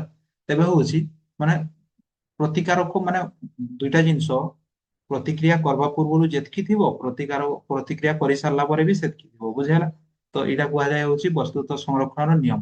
ତେବେ ହଉଛି କିସ କରାଯିବ କହନା, ମ୍ୟାଗ୍ନେସିୟମ ଦେଖ ଏଠି ପ୍ରତିକ୍ରିୟା ପୂର୍ବରୁ କେତେଟା ଥିଲା? ଗୋଟେ ହେଲା। ୟା ପୂର୍ବରୁ କିଛି ଲେଖା ହେଇନି ମାନେ କେତେଟା ଅଛି? ଗୋଟେ। ପ୍ରତିକ୍ରିୟା ସରିଲା ପରେ କେତେଟା ଅଛି? ଗୋଟେ। ଅକ୍ସିଜେନ ପ୍ରତିକ୍ରିୟା ପୂର୍ବରୁ କେତେଟା ଅଛି? ଦୁଇଟା। କିନ୍ତୁ ହଉଛି ଆମର ପ୍ରତିକ୍ରିୟା ସରିଲା ପରେ ଗୋଟେ ଅଛି। ତେବେ ହଉଛି କିସ ଆମର ରାସାୟନିକ ସମୀକରଣ ହେଲା କି? ଠିକ ନୁହଁ, ଠିକ ନୁହଁ ହେଲା। ତେବେ ହଉଛି ଆମେ ଠିକ କରିକି ଲେଖବା ବୁଝିହେଲା। ତ ଏଇ ପ୍ରକାର ସମୀକରଣକୁ କଣ କୁହାଯାଏ? ଏଇ ପ୍ରକାର ସମୀକରଣକୁ ଅସମତୁଲ ସମୀକରଣ କୁହାଯାଏ। କଣ କୁହାଯାଏ? ଅସମତୁଲ ସମୀକରଣ ହେଲା। ତ ହଉଛି ଏଇନା ହେଡିଙ୍ଗ ଦେଇଦବା ହଉଛି ବୁଝିହେଲା। ଅସମତୁଲ ଆଉ ଗୋଟେ ହଉଛି ସମତୁଲ। ଏଇନା ହେଡିଙ୍ଗ ଦେଇଦବା ହଉଛି ମାନେ ରାସାୟନିକ ସମୀକରଣର ପ୍ରକାର ବୁଝିହେଲା। ତ ହଉଛି ଅଣୁ ସଂଖ୍ୟା ଅନୁଯାୟୀ ରାସାୟନିକ ସମୀକରଣକୁ ଦୁଇ ଭାଗରେ ବିଭକ୍ତ କରାଯାଇଛି। କେତେ ଭାଗରେ? ଦୁଇ ଭାଗରେ। ଗୋଟେ ହଉଛି ଅସମତୁଲ ଆଉ ଗୋଟେ ହଉଛି ସମତୁଲ ବୁଝିହେଲା। ତ ଅସମତୁଲ କିସ ସମତୁଲ କିସ ଭଲ ଭାବରେ ପଢବା ହେଲା। ପାର୍ଥକ୍ୟ ବି ପଢିଗଲେ ଲେଖି ପାରିବ, 2 ମାର୍କର ପାର୍ଥକ୍ୟ ପଢିଗଲେ ଲେଖି ପାରିବ ହେଲା। ସିମ୍ପଲ ଜିନିଷ। ଯୋଉ ରାସାୟନିକ ସମୀକରଣରେ ଅଣୁ ସଂଖ୍ୟା ଉଭୟ ପାର୍ଶ୍ୱରେ ସମାନ ତାକୁ ସମତୁଲ, ଯୋଉ ସମୀକରଣରେ ଅଣୁ ସଂଖ୍ୟା ଉଭୟ ପାର୍ଶ୍ୱରେ ଅସମାନ ତାହାକୁ କିସ? ଭେରି ଗୁଡ, ଅସମତୁଲ ସମୀକରଣ କୁହାଯାଏ ହେଲା। ତ ହଉଛି ଲେଖିପାରିବ ସମତୁଲ କାହାକୁ କୁହାଯାଏ, ଅସମତୁଲ କାହାକୁ କୁହାଯାଏ ଲେଖିଦିଅ ହେଲା। ତେବେ ହଉଛି କିସ ଏକ୍ସାମ୍ପଲ ଦେଲି। ଏଇଠି ଦେଖ ଏକ୍ସାମ୍ପଲ Mg ଯୁକ୍ତ O2 ହେଲା। ଇଏ ଅସମତୁଲ। Mg ଏପଟେ ଗୋଟେ ଅଛି, ଏପଟେ ହଉଛି କିସ ପ୍ରତିକାରକରେ ଗୋଟେ ଉତ୍ପାଦରେ ଗୋଟେ। ଏ ସମତୁଲ ଅଛି, କିନ୍ତୁ ଅକ୍ସିଜେନ ଟା ହଉଛି ଦୁଇଟା ଗୋଟେ ହେଇଗଲା, ଏଠି ଗଣ୍ଡଗୋଳ ହେଇଗଲା ହେଲା। ତେବେ ଏଇଟା ଅସମତୁଲ। ସେମିତି ଆଉ ଗୋଟେ ଏକ୍ସାମ୍ପଲ ଦଉଛି H2 ପ୍ଲସ O2 କିସ ହବ କୁହ? ଭୁଲି ଯାଇଛ ହେଲା। ଭୁଲି ଯାଇଛ। H2 ପ୍ଲସ O2 କିସ ହବ? ଜଳ। ଜଳର ସଂକେତ କିସ? H2O ହେଲା। H2O2 କରିଦବାନି ହେଲା, H2O ହୁଏ। ତେବେ ହଉଛି କିସ କହ ନା, ଏଇଠି ଦେଖ ହେଲା। ଏଇଠି ଦେଖ ମୁଁ ଲେଖି ଦଉଛି ହେଲା। ଏଇଠି ଦେଖ, ଦେଖିଲ ଏଇଠି ଦେଖ ସମାନ ଅଛି ନା ନାଇଁ? ଏପଟେ କେତେଟା ଏଚ୍ ଅଛି? ଚାରିଟା, ଆଠଟା, ଆଠଟା ଏଚ୍ ଅଛି ହେଲା। ଏପଟେ ବି କେତେଟା ଏଚ୍ ଅଛି? ଆଠଟା। ଏପଟେ ଅକ୍ସିଜେନ କେତେଟା ଅଛି? ଦୁଇଟା। ଏଠି ବି କେତେଟା ଅଛି? ଦୁଇଟା। ତେବେ ହଉଛି ଏଇଟା ଗୋଟେ ସମତୁଲ ସମୀକରଣ ବୁଝିହେଲା। ତେବେ ଏଇନା କିସ ପଢବା? ନେକ୍ସଟ ନେକ୍ସଟ ପଢବା ହଉଛି ଯୋଉଗୁଡା ଅସମତୁଲ ସମୀକରଣ ସେଗୁଡାକୁ ସମତୁଲ କରିବା ବୁଝିହେଲା। ଯୋଉଗୁଡା ଅସମତୁଲ ସମୀକରଣ ସେଗୁଡାକୁ କିସ କରିବା? ସମତୁଲ କରିବା ହେଲା। ତ ଚାଲ ହେଡିଙ୍ଗ ଦେଇଦିଅ, ଅସମତୁଲ ସମୀକରଣକୁ କିସ କର? ସମତୁଲ ହେଲା। ହୁଇ ସମତୁଲ କରିବା। ଯୋଉମାନେ ବି ଇନଷ୍ଟା ଯାଇକି ଦେଖି ଆସିଲ ହେଲା, ତ ସେମାନେ ଭିଡିଓ ଟାକୁ ବନ୍ଦ କରିଦିଅ ବୁଝିହେଲା। ଯେମାନେ ମଝିରେ ମଝିରେ ଇନଷ୍ଟା ଯାଉଛ ସେମାନେ ଭିଡିଓ ଟାକୁ ବନ୍ଦ କରିକି ଇନଷ୍ଟା ହିଁ ଦେଖ ବୁଝିହେଲା। ଇନଷ୍ଟାରେ ଦେଖ ରିଲ୍ସ କ୍ରିସ का गाना सुनेगा ହେଲା। क्रिस का गाना सुनेगा, टुम टुम टଣାओ ସେଗୁଡା ଦେଖ ବୁଝିହେଲା। ଏଗୁଡା ଦେଖନି ବୁଝିହେଲା। ନହେଲେ କିସ ନା ଇନଷ୍ଟା ଦେଖି ପାରୁଛ ନା ହଉଛି ଆମର କିସ ପରଖ ନିରଖ ପଦ୍ଧତି। ଇନଷ୍ଟାରେ ପୁଣି ମେସେଜ କରୁଥିବେ ନା, ସେଠି ପୁଣି ଲେଟ୍ ହେଇଗଲେ ତୁମେ ଭିଡିଓ ଦେଖି ଦେଖି ଯଦି ଇନଷ୍ଟା ଦେଖୁଛ, ଘର ଲୋକଙ୍କୁ ହଉଛି କିସ କ୍ଲାସ କରିବା ବାହାନାରେ ହଉଛି ମୋବାଇଲ ମାଗି ନେଇଛ, କିନ୍ତୁ ହଉଛି ଟୁମ ଟୁମ ଟଣାओ ଆଉ କାହା ମେସେଜର ରିପ୍ଲାଏ ଦଉଛ। ଏବେ ତୁମେ ଗୋଟେ କାମ କର ହେଲା, ମେସେଜର ରିପ୍ଲାଏ ଲେଟ୍ ହେଲେ ପୁଣି ସେ ରାଗିଯିବ ହେଲା। ତୁ କିସ କର ତାର ମେସେଜର ହିଁ ରିପ୍ଲାଏ ଦିଅ ବୁଝିହେଲା। ଆଉ ନହେଲେ ଗୋଟେ କାମ କର, ତାକୁ ବ୍ଲକ କରିଦେଇକି କିସ ତାକୁ କହିଦିଅ ରାତିରେ କଥା ହବା ହେଲା। ତାପରେ ହଉଛି ତୁମେ ଭିଡିଓ ଦେଖ ବୁଝିହେଲା। ତ ହଉଛି କିସ ଅସମତୁଲ ରାସାୟନିକ ସମୀକରଣକୁ ସମତୁଲ କରିବା। ହେଡିଂ ଦେଲ। ତ ମନେ ରଖ ଯୋଉ ପ୍ରୋସେସ ରେ ହେଲା ଅସମତୁଲ ସମୀକରଣକୁ ମାନେ ଅସମତୁଲ ସମୀକରଣକୁ ସମତୁଲ କରାଯାଏ, ସେଇ ପ୍ରୋସେସ ର ନାମ ହଉଛି କିସ ପରଖ ନିରେଖ ପଦ୍ଧତି ହେଲା। Hit and trial, hit and trial method ଇଂଲିଶରେ କୁହାଯାଏ ହିଟ୍ ଆଣ୍ଡ ଟ୍ରାଏଲ ମେଥଡ, ଆଉ ଓଡିଆରେ କୁହାଯାଏ ପରଖ ନିରଖ ପଦ୍ଧତି ହେଲା। ତ ପରୀକ୍ଷାରେ କ୍ୱେଶ୍ଚନ ପଡେ 1 ମାର୍କ, ପରଖ ନିରଖ ପଦ୍ଧତି କାହାକୁ କୁହାଯାଏ? ଆଉ ଅପସନ ବାଲାରେ କି ସେ କେମିତି ପଡିବ? ଏମିତି ପଡିଥିବ ଯେଉଁ ପଦ୍ଧତିରେ ରାସାୟନିକ ସମୀକରଣର ଉଭୟ ପାର୍ଶ୍ୱରେ ଅଣୁ ସଂଖ୍ୟା ସମାନ କରାଯାଏ ସେଇ ପଦ୍ଧତିକୁ କଣ କୁହାଯାଏ? କଣ କୁହାଯାଏ? ଚାରିଟା ଅପସନ ଥିବ, ପରଖ ନିରଖ ପଦ୍ଧତି ହେଲା, ଆଉ ଗୋଟେ ହଉଛି ପରଖ ପଦ୍ଧତି, ଆଉ ଗୋଟେ କହିଥିବ ହଉଛି ଆମର କିସ ବୁଣା ପଦ୍ଧତି, ବୁନ୍ଦା ପଦ୍ଧତି ହେଲା, ଆଉ ତ କୋଉ ପଦ୍ଧତି ହବ? ପରଖ ନିରଖ ପଦ୍ଧତି। ତ କୁହନା ବୁନ୍ଦା ପଦ୍ଧତି କିସ, ବୁନ୍ଦା ପଦ୍ଧତି, ଚେନ୍ ପଦ୍ଧତି ହେଲା, ଏଗୁଡା କିସ? ଯଦି ମନେ ରଖିଛ 8 କ୍ଲାସ ର ପ୍ରଥମ ବିଷୟରେ ଥିଲା, ଯଦି ମନେ ରଖିଛ କୁହ ହେଲା। ଭେରି ଗୁଡ, ଯୋଉମାନେ କହିପାରିଲ। ଆଉ ଯୋଉମାନେ ଭୁଲି ଯାଇଛ, ପଢା ଖାଇ ଦେଇଛ, ଆଉ ଯୋଉମାନେ 8 କ୍ଲାସ ରେ ସ୍କୁଲ ଯାଇନ, ଏମିତି ଗୋଟେ ଗୋଟେ ଛୁଆ ଥାନ୍ତି ନା କିସ କଲ ପରୀକ୍ଷାରେ ସ୍କୁଲ ଯିବେ ବୁଝିହେଲା, ପରୀକ୍ଷା ଯୋଉ ଦିନ ସେଇଦିନ ହିଁ ସ୍କୁଲ ଯିବେ, ଆଉ ନହେଲେ ହଉଛି ତାଙ୍କର ବର୍ଷ ସାରା ଦେଖା ନାହିଁ ହେଲା। ପରୀକ୍ଷା ଦିନ ସାର୍ ମାନେ ବି ପଚାରନ୍ତି ତୁମେ ବାବୁ କୋଉ ସ୍କୁଲର ଛୁଆ, ବୁଝିହେଲା। ଏମିତି ବି ଅଛନ୍ ପିଲା, ବୁଝିପାରିଲ। ତ ହଉଛି ଆଉ ଗୋଟେ ଗୋଟେ ଛୁଆ ଥାନ୍ କି ସେମାନେ ତାଙ୍କର 10 କ୍ଲାସ ର ପରୀକ୍ଷା ଚାଲିଥିବ ହେଲା, ସେମାନେ ତାଙ୍କ 10 କ୍ଲାସ ର ପରୀକ୍ଷା ଚାଲିଥିବ, ସେମାନେ ତ କେବେ କ୍ଲାସ ଜାଣିନି, ତେବେ କିସ କରିବେ? କପି କରୁଥିବେ ହେଲା, ସେମାନେ କ୍ଲାସ ଜାଣିନି ମାନେ ଗଧ ଛୁଆ ଗୁଡା ବୁଝିହେଲା। ତ ସେମାନେ କପି କରିବେ ନା, ସେମାନେ ତାଙ୍କର 10 କ୍ଲାସ ର ବହି ବି ଥିବାନି, 9 କ୍ଲାସ ର ବହି ବାଳିକି କହୁଥିବେ ହଉଛି ଭାରା ଭାରା ବିଷୟ ଭାରା ହେଲା ଦେଖିଲା ବେଳକୁ ହଉଛି କି 10 କ୍ଲାସ ର ପରୀକ୍ଷା ଚାଲିଛି। ସେମିତି ବି ଛୁଆ ଅଛ ବୁଝିହେଲା। ତ ହଉଛି ଯୋଉମାନେ ମନେ ରଖିଥିଲ ବୁନ୍ଦା ପଦ୍ଧତି, ଆରେ ବୋକା ବୁନ୍ଦା ପଦ୍ଧତି ମାନେ ଗୋଟେ ଜଳସେଚନ ପଦ୍ଧତିଟା, ବୁନ୍ଦା ବୁନ୍ଦା ପଡେ ହେଲା, ବୁଝିପାରିଲ। ତ ସେ ବିଷୟରେ ଆମେ ପଢବାନି। ଜାଣିଲ କୋଉ ପଦ୍ଧତିରେ ସମତୁଲ କରାଯାଏ? ଆମର ପରଖ ନିରଖ ପଦ୍ଧତିରେ ହେଲା। ତ ଗୋଟେ ସମୀକରଣକୁ ସମତୁଲ କରି ଦେଖବା ବୁଝିହେଲା। ଗୋଟେ ସମୀକରଣକୁ ସମତୁଲ କରି ଦେଖବା, କ୍ୱେଶ୍ଚନ ଏମିତି ପଡେ, 5 ମାର୍କ ର ଲଙ୍ଗ କ୍ୱେଶ୍ଚନ ପଡିଯିବ। ଆମର କିଛି ଗୋଟେ ଶୁଣ, ଏବେ ତ ଲଙ୍ଗ କ୍ୱେଶ୍ଚନ ପଡୁଛି ଦୁଇଟା ତିନିଟା କ୍ୱେଶ୍ଚନ ମିଶେଇକି ହେଲା। ତ ହଉଛି ସେଥିରେ ପଡିଯାଇଥିବ ଗୋଟେ ଅସମତୁଲ ସମୀକରଣ ଦିଆହେଇଥିବ, ତାକୁ ସମତୁଲ କରିଦବ ବୁଝିହେଲା। ଆଉ 1 ମାର୍କ 2 ମାର୍କ ର ବି ପଡେ ବୁଝିହେଲା। ତ କରିଦବା, ଷ୍ଟେପ ବାଇ ଷ୍ଟେପ କରିବା। ତ ଗୋଟେ କ୍ୱେଶ୍ଚନ ଲେଖ, କ୍ୱେଶ୍ଚନ ଟି ହଉଛି ଗୋଟେ ସମୀକରଣ ଦିଆହେଇଛି ହେଲା। ସମୀକରଣ ହଉଛି Fe ଯୁକ୍ତ H2O ସମାନ କିସ ତିଆରି ହେଇଛି? ମ୍ୟାଗ୍ନେଟାଇଟ। ମ୍ୟାଗ୍ନେଟାଇଟ ର ସଂକେତ ହଉଛି Fe3O4, ଆଉ ଗୋଟେ ହଉଛି H2O, ସରି H2 ହେଲା, ହାଇଡ୍ରୋଜେନ ଗ୍ୟାସ। ତ ଏଇଟାର ରାସାୟନିକ ପ୍ରତିକ୍ରିୟା ଟା କିଏ ଲେଖିପାରିବ କୁହ ନା?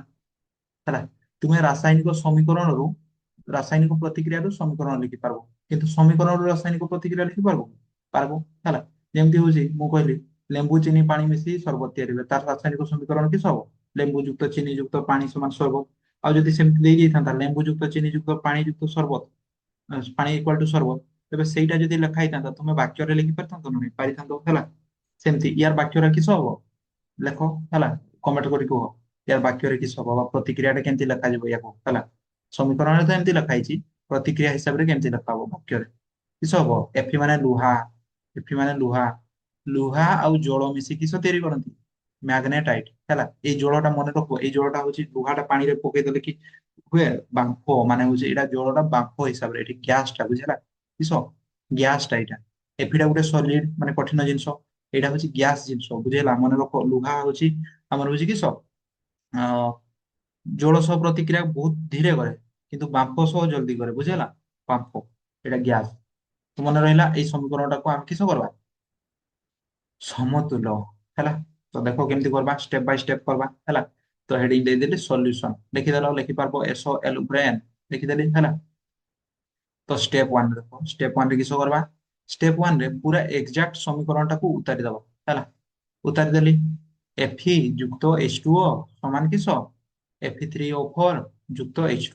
ତ କୁହ ନା ଏଠି ପ୍ରତିକାରକ କିଏ କିଏ ହେଲା, ଗୋଟେ ଟେବୁଲ ବନେଇଦବ। ଏଇଟା ଲେଖି ସାରିଲା ପରେ ଗୋଟେ ଟେବୁଲ ବନେଇଦବ। କେମିତି ଟେବୁଲ? ଏମିତି ଗୋଟେ କଲମ କରିଲ ହେଲା, କରିଦେଲ, ଗାର ଦୁଇଟା ଟାଣିଦେଲ। ଏଠି ଲେଖ ପ୍ରତିକାରକ, ପ୍ରତିକାରକ ବା LHS ଯାହା ଲେଖିପାର ହେଲା। ପ୍ରତିକାରକ ମାନେ LHS ସାଇଡରେ ଅଛି ନା, ସେଇ ପାଇଁ ମୁଁ LHS ଲେଖିଦେଇଛି। ଏବେ ହଉଛି ପ୍ରତିକାରକ ବା LHS, RHS ରେ କିସ ଲେଖବ? ଏଇଠି କିସ ଲେଖବ? ଉତ୍ପାଦ ବା RHS ହେଲା। ତାପରେ ଦେଖିବ କେତେଟା ମୌଳିକ ଅଛନ୍, କେତେଟା ମୌଳିକ ଅଛନ୍ ରେ? ଭେରି ଗୁଡ, ଗୋଟେ Fe ଲେଖିଦେଲି, Fe ପାଇଁ ଗୋଟେ ଲାଇନ ବନେଇଦେଲି। ତାପରେ ଆଉ ଗୋଟେ ମୌଳିକ H ବୁଝିହେଲା, ଆଉ ଗୋଟେ ହଉଛି O। ତେବେ ହଉଛି କେତେଟା ମୌଳିକ ଅଛନ୍? ତିନିଟା ବୁଝିହେଲା। କେତେଟା ମୌଳିକ ଅଛନ୍? ତିନିଟା। ତେବେ ହଉଛି କେହି ବୁଦ୍ଧିଆ ଛୁଆ ସେ ହଉଛି କରିଦେବେ ତିନିଟା ନାଇଁ ସାର୍, ଚାରିଟା ଅଛନ୍। ଗୋଟେ Fe ଆଉ ଗୋଟେ H2 ମାନେ ହଉଛି ଦୁଇଟା, ତିନିଟା ହେଲା, ଆଉ ଗୋଟେ ଅକ୍ସିଜେନ ଚାରିଟା। ଚାରିଟା ନୁହଁ ହେଲା, ତିନିଟା ଅଛନ୍। କେତେଟା? ତିନିଟା। H2 ଗୋଟେ, H ଗୋଟେ ମୌଳିକ ହେଲା। ଅଣୁ ଅଛନ୍ ଦୁଇଟା, H ର କେତେଟା ଅଣୁ ଅଛନ୍? ଦୁଇଟା, କିନ୍ତୁ ହଉଛି ମୌଳିକ ତିନିଟା ଅଛନ୍ ହେଲା। ତେବେ ହଉଛି ଲେଖିଦେଲି, ଲେଖି ସାରିଲା ପରେ କିସ କରବ? ତୁମେ ଦେଖବ ଯେ ଏଫି ଏଲଏଚଏସ୍ ରେ କେଟା ଅଛି ଗଣିଦେବ ଗୋଟେ ଦେଖିଦେଲି 1। ତାପରେ ହଉଛି ଆରଏଚଏସ୍ ରେ କେଟା ଅଛି ତିନିଟା ଏଫି ତଳେ 3 ରଖା ହେଇଛି ନା ତିନିଟା ଅଛି ହେଲା। ତାପରେ ହଉଛି ହାଇଡ୍ରୋଜେନ ହାଇଡ୍ରୋଜେନ ଏଲଏଚଏସ୍ ରେ କେଟା ଅଛି ଦୁଇଟା। ଆରଏଚଏସ୍ ରେ କେଟା ଅଛି ଗଣି କୁହ ଦୁଇଟା ହେଲା। ତାପରେ ଅକ୍ସିଜେନ ଅକ୍ସିଜେନ ଏଲଏଚଏସ୍ ରେ କେଟା ଅଛି ଗୋଟେ। ଅକ୍ସିଜେନ ଆରଏଚଏସ୍ ରେ କେଟା ଅଛି ଚାରିଟା ହେଲା ଚାରିଟା ଗଣିଦେଲି ଲେଖିଦେଲି ବୁଝିହେଲା। ତାପରେ ହଉଛି ଏଇଠୁ ଷ୍ଟାର୍ଟ କରିବି ଏଇଠୁ ଏଫି ରୁ ହେଲା। ଏଫି ରୁ ଷ୍ଟାର୍ଟ କରିବି ସମତୁଲ କରିବା ହେଲା। ଏଫି ରୁ ସମତୁଲ କରିବା ଷ୍ଟାର୍ଟ କରିବି ତ ହଉଛି ସମତୁଲ କରିବି ହେଡିଙ୍ଗ ଦେଇଦେବି ଏଫି କୁ ସମତୁଲ କରିବା ହେଲା। ତାପରେ ପୁଣି ସେମ ଟେବୁଲ ବନେଇଦବ ଦୁଇଟା ଗାର ଟାଣିଦେଲ ଏଠି ହଉଛି କି ଲୋକ ପ୍ରତିକାରକ ଏଠି ଉତ୍ପାଦ ବା ଏଲଏଚଏସ୍ ଆରଏଚଏସ୍ ଲେଖିଦେଲ। ତାପରେ ଏଫି ଲେଖିଦେଲି ତାପରେ ଲିଖିଦେବ ଗଣିକି ଏଫି ଏଲଏଚଏସ୍ ରେ କେତେ ଅଛି ଗୋଟେ ଲେଖିଦେଲ। ଆରଏଚଏସ୍ ରେ କେତେ ଅଛି ତିନିଟା ବୁଝିହେଲା। ଲେଖି ସାରିଲା ପରେ ଏଇନା ଭାବତେ ପଡବ ବୁଝିହେଲା କୋଉ ସାଇଡ୍ ରେ କେତେ ଗୁଣନ କଲେ ମାନେ ଏଇଠି କି ଏଇଠି କେତେ ଗୁଣନ କଲେ କୋଉ ଜାଗାରେ କେତେ ଗୁଣନ କଲେ ଉଭୟ ସାଇଡ୍ ରେ ସମାନ ହେଇଯିବ କଣ କୋଉଠି କେତେ ଗୁଣନ କଲେ ଏଲଏଚଏସ୍ ରେ 1 ଗୁଣନ କଲେ ବୁଝିହେଲା ସରି ଏଲଏଚଏସ୍ ରେ 3 ଗୁଣନ କଲେ ଏଇନା ଦେଖ ନା ଏପଟେ ବି 3 ହବ ଏପଟେ ବି 3 ହବ ବୁଝିହେଲା ଭେରି ଗୁଡ। ଏଲଏଚଏସ୍ ରେ 3 ଗୁଣନ କରିଦିଅ ହେଲା। ତେବେ ହଉଛି ଏଇ ସମୀକରଣଟାକୁ ଏଇଠି ଉତାରିକି ଲେଖିଦେବି ହେଲା ତଳେ ଲେଖିଦଉଛି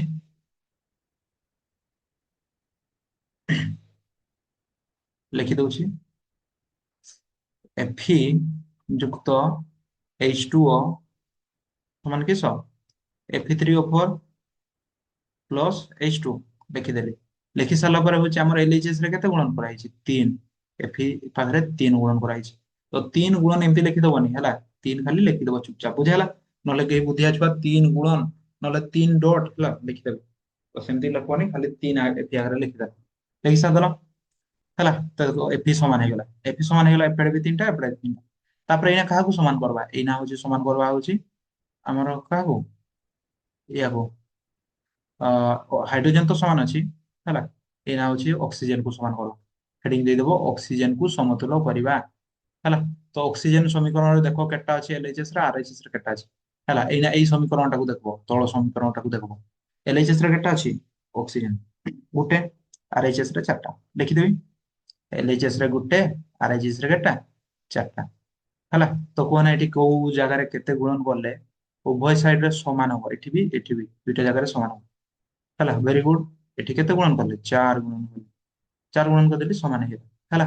ତାପରେ କିସ କରିବ ସେଇ ସମୀକରଣଟାକୁ ଲାଷ୍ଟ ବାଲା ସମୀକରଣକୁ ହେଲା ସେଇଟାକୁ ପୁରା ଏକ୍ଜାକ୍ଟଲି ଉତାରି ଦବ ହେଲା ପୁରା ଉତାରି ଦବ ଉତାରି ଦେଲି ଏଫି ଯୁକ୍ତ H2O ସମାନ କି Fe3O4 ଯୁକ୍ତ H2 ଉତାରି ଦେଲି ଉତାରି ଦେଲି ଦେଖ ନହେଲେ ବିଶ୍ୱାସ ହଉନି ଯଦି ସେଇଟା ହିଁ ଉତାରିଛି 3Fe H2O 3Fe H2O Fe3O4 H2 Fe3O4 H2 ହେଲା। ତେବେ ଏଇନା ଦେଖ କୋଉଠି ଗୁଣନ କରାହେଇଛି ଏଲଏଚଏସ୍ ରେ 4 ଗୁଣନ କରାହେଇଛି ଅକ୍ସିଜେନ ହେଲା। ତ ଗୁଣନ କରିବା ଗୁଣନ କରୁଛି ଅକ୍ସିଜେନ ପାଖରେ 4 ଗୁଣନ କରିବି ତ ତୁମ ମନରେ କ୍ୱେଶ୍ଚନ ଆସିବ ସାର୍ ପଛରେ ଗୁଣନ କରିଦେବି କି ନା ହେଲା ପଛରେ ଗୁଣନ କରିବନି କଣ ପାଇଁ ଆଗରେ ହିଁ ଗୁଣନ କରାଯାଏ ହେଲା। 4 ଗୁଣନ କରିବି ଏଠି ଗୋଟେ ଥିଲା ନା 4 ଗୁଣନ ହେଇଥିଲା ନା ତେବେ 4 ଗୁଣନ କଲି 4 ଏଇଠି ଗୁଣନ କରିବନି ମଝିରେ ପସେଇ ଦବନି ହେଲା ହାଇଡ୍ରୋଜେନ ପୂର୍ବରୁ ଗୁଣନ କରିବ ହାଇଡ୍ରୋଜେନ ପୂର୍ବରୁ ଗୁଣନ କଲି ହେଲା ଭେରି ଗୁଡ। ଏଇନା ଦେଖ ଏଫି ବି ସମାନ ହେଇଗଲା ତିନିଟା ତିନିଟା ତାପରେ ହଉଛି ହାଇଡ୍ରୋ ଅକ୍ସିଜେନ ବି ଚାରିଟା ଏପଟେ ଚାରିଟା ଅକ୍ସିଜେନ ଏପଟେ ବି ଚାରିଟା ଅକ୍ସିଜେନ ସମାନ ହେଇଗଲା। କିନ୍ତୁ ଏଇଠି ଗୋଟେ ଗଣ୍ଡଗୋଳ ହେଇଗଲା କିସ ଗଣ୍ଡଗୋଳ ହେଲା ଦେଖ ହାଇଡ୍ରୋଜେନ ପୁଣି ଅସମତୁଲ ହେଇଗଲା ନା ନାଇଁ ହେଲା। ହାଇଡ୍ରୋଜେନ ଅସମତୁଲ ହେଇଗଲା ଏଠି ଦୁଇଟା ଥିଲା ଚାରିଟା ଗୁଣନ କରିଦେଲ କେତେଟା ହେଇଗଲା 8ଟା ହେଇଗଲା ବୁଝିହେଲା। କିନ୍ତୁ ଆମର ରାଇଟ ସାଇଡ ରେ ଅଛି ଦୁଇଟା ତେବେ ହଉଛି ପୁଣି ହେଡିଙ୍ଗ ଦେଇଦବା ହାଇଡ୍ରୋଜେନ କୁ ସମତୁଲ କରିବା ହେଡିଙ୍ଗ ଦେଇଦବା ହେଲା। ତେବେ ହଉଛି ହାଇଡ୍ରୋଜେନ କୁ ସମତୁଲ କରିବା ଏଲଏଚଏସ୍ ରେ କେତେଟା ଅଛି ହାଇଡ୍ରୋଜେନ ଏଇଠି ଦେଖ 8ଟା ଆରଏଚଏସ୍ ରେ କେତେଟା ଅଛି ଦୁଇଟା ତେବେ ସମାନ କରିଦବା ହେଲା। କେତେ ଗୁଣନ କରିବି 4 ଗୁଣନ କରିଦେଲି ସମାନ ହେଇଗଲା ହେଲା। ତେବେ ଏଇ ସମୀକରଣଟାକୁ ଆଉ ଥରେ ଉତାରି ଦେବି 3Fe ଯୁକ୍ତ 4H2O ସମାନ Fe3O4 ପ୍ଲସ H2 ହେଲା। ଏଇଠି 4 ଗୁଣନ ହେଇଛି ମାନେ ଏଠି କେତେ ଗୁଣନ କରିବି 4 ଆରଏଚଏସ୍ ରେ 4 ଗୁଣନ କଲି ବା ଉତ୍ପାଦରେ କେତେ ଗୁଣନ କଲି 4 ତେବେ ହଉଛି ସମାନ ହେଇଗଲା ହେଲା। ତେବେ ଏଇଟା ଲେଖି ସାରିଲା ପରେ ତୁମେ ହଉଛି କିସ ଲାଷ୍ଟରେ ଲେଖିଦେବ ହଉଛି ଏଇଠି ଏଇଟା କିସ ଗ୍ୟାସ ଟା ସଲିଡ ଟା ଏସ୍ ଲେଖିଦେଲ ଏଇଟା ହଉଛି କିସ ଗ୍ୟାସ ଟା ଜି ଲେଖିଦେଲ ତାପରେ ହଉଛି ଏଇଟା କିସ ଆମର ସଲିଡ ଟା ଏସ୍ ଲେଖିଦେଲି ତାପରେ ଏଇଟା କିସ ଗ୍ୟାସ ଟା ଜି ଲେଖିଦେଲି ହେଲା। ଏତିକି ଲେଖିଦେଲେ ହଉଛି କି କିସ ପାଞ୍ଚ କୁ 5 ମାର୍କ ପାଇଗଲ। ବୁଝିପାରିଲ? ସେମିତି ଆଉ ଗୋଟେ ସମତୁଲ କରିକି ଦେଖ ନା। ହେଲା, ତୁମର ପାଇଁ କ୍ୱେଶ୍ଚନ ରହିଲା କମ୍ବାଟରେ କିଏ ସମତୁଲ। ଭିଡିଓଟାକୁ ପଜ କରି କର ହେଲା, ଭିଡିଓଟାକୁ ପଜ କରି କର। N2 ପ୍ଲସ୍ H2 ସମାନ NH3 ହେଲା। ଏଇଟାକୁ ସମତୁଲ କରିକି ଦେଖାଅ। ବୁଝା ହେଲା? ସେମିତି ଘର ପାଠ ରହିଲା ହଉଛି, ଘର ପାଠ ସମତୁଲ କରିବାର ଘର ପାଠ ରହିଲା ହଉଛି, ଏଇଠି ଦେଖ, ଏଇଠି ଦିଆ ହେଇଛି ହେଲା, ଏଇଠି ଏଇଗୁଡାକୁ ସମତୁଲ କରିକି ଲେଖ। ପାରବ? ହେଲା, ଲେଖ, କରବ ହେଲା। ବୁଝିପାରିଲ? ସେଗୁଡାକୁ ସମତୁଲ କରିକି ଲେଖ।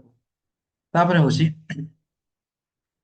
ହେଲା, ତ ଏଇଠି ଗୋଟେ ଆମେ ଗୋଟେ ପରୀକ୍ଷା କରିଥିଲା ନା ହେଲା, ମାଗ୍ନେସିୟମ ବାଲା। ବୁଝି ହେଲା? ମାଗ୍ନେସିୟମ ବାଲା ପରୀକ୍ଷା କରିଥିଲେ, ମାଗ୍ନେସିୟମ ବାଲା ପରୀକ୍ଷା କରିଥିଲେ ମନେ ପକାଅ। କରିଥିଲେ କୋଉଠି? ଏଇଠି ହେଲା। ତ ଏଇ ମ୍ୟାଗ୍ନେସିୟମ ପାତକୁ ହେଲା ଗୋଟେ ଗୋଟେ କ୍ୱେଶ୍ଚନ ଆସିଥାଏ ପରୀକ୍ଷାରେ। ମ୍ୟାଗ୍ନେସିୟମ ପାତକୁ ବାୟୁରେ ମାନେ ଜଳେଇବା ପୂର୍ବରୁ କଣ ପାଇଁ ହଉଛି କିସ ଆମର ଘଷିକି ସଫା କରାଯାଏ। ବୁଝା ହେଲା?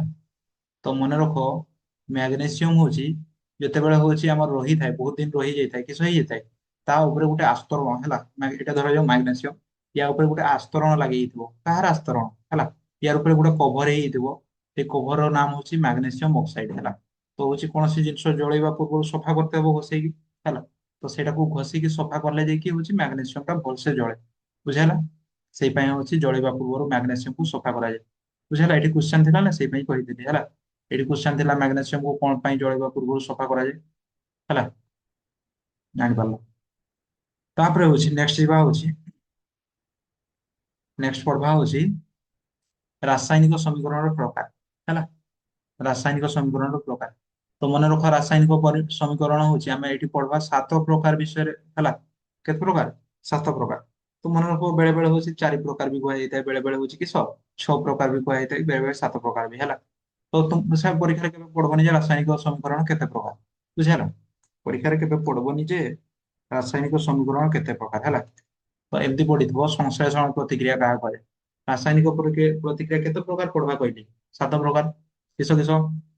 ସଂଶ୍ଳେଷଣ ପ୍ରତିକ୍ରିୟା, ବିଘଟନ ପ୍ରତିକ୍ରିୟା, ବିସ୍ଥାପନ ପ୍ରତିକ୍ରିୟା, ଦ୍ୱୈତ ବିସ୍ଥାପନ ପ୍ରତିକ୍ରିୟା, ଜାରଣ ପ୍ରତିକ୍ରିୟା, ବିଜାରଣ ଦହନ ପ୍ରତିକ୍ରିୟା ହେଲା। ତ ସଂଶ୍ଳେଷଣ ପୁଣି କିସ ହେଲା? ସଂଶ୍ଳେଷଣ ହଉଛି ପ୍ରତିକାରକ ଉତ୍ପାଦ ବିଷୟରେ ଜାଣିଛ? ଜାଣିଛ, ଭେରି ଗୁଡ ହେଲା। ତ ପ୍ରତିକାରକ ହଉଛି ଯେଉଁ ରାସାୟନିକ ପ୍ରତିକ୍ରିୟାରେ ଦୁଇଟା କି ଦୁଇଟାରୁ ଅଧିକା ପ୍ରତିକାରକ ମିଶିକି ଗୋଟେ ମାତ୍ର ଉତ୍ପାଦ ତିଆରି କରନ୍ତି ହେଲା, ଗୋଟେ ପ୍ରଡକ୍ଟ ତିଆରି କରନ୍ତି, ତାହାକୁ କଣ କୁହାଯିବ? ସଂଶ୍ଳେଷଣ ପ୍ରତିକ୍ରିୟା। ବୁଝିହେଲା? କିସ କହିଲି? ଯେଉଁ ରାସାୟନିକ ପ୍ରତିକ୍ରିୟାରେ ଦୁଇ ବା ଦୁଇରୁ ଅଧିକ ପ୍ରତିକାରକ ମିଶି ଗୋଟିଏ ମାତ୍ର ଉତ୍ପାଦ ତିଆରି କରନ୍ତି, ତାହାକୁ କଣ କୁହାଯାଏ? ସଂଶ୍ଳେଷଣ ପ୍ରତିକ୍ରିୟା ହେଲା।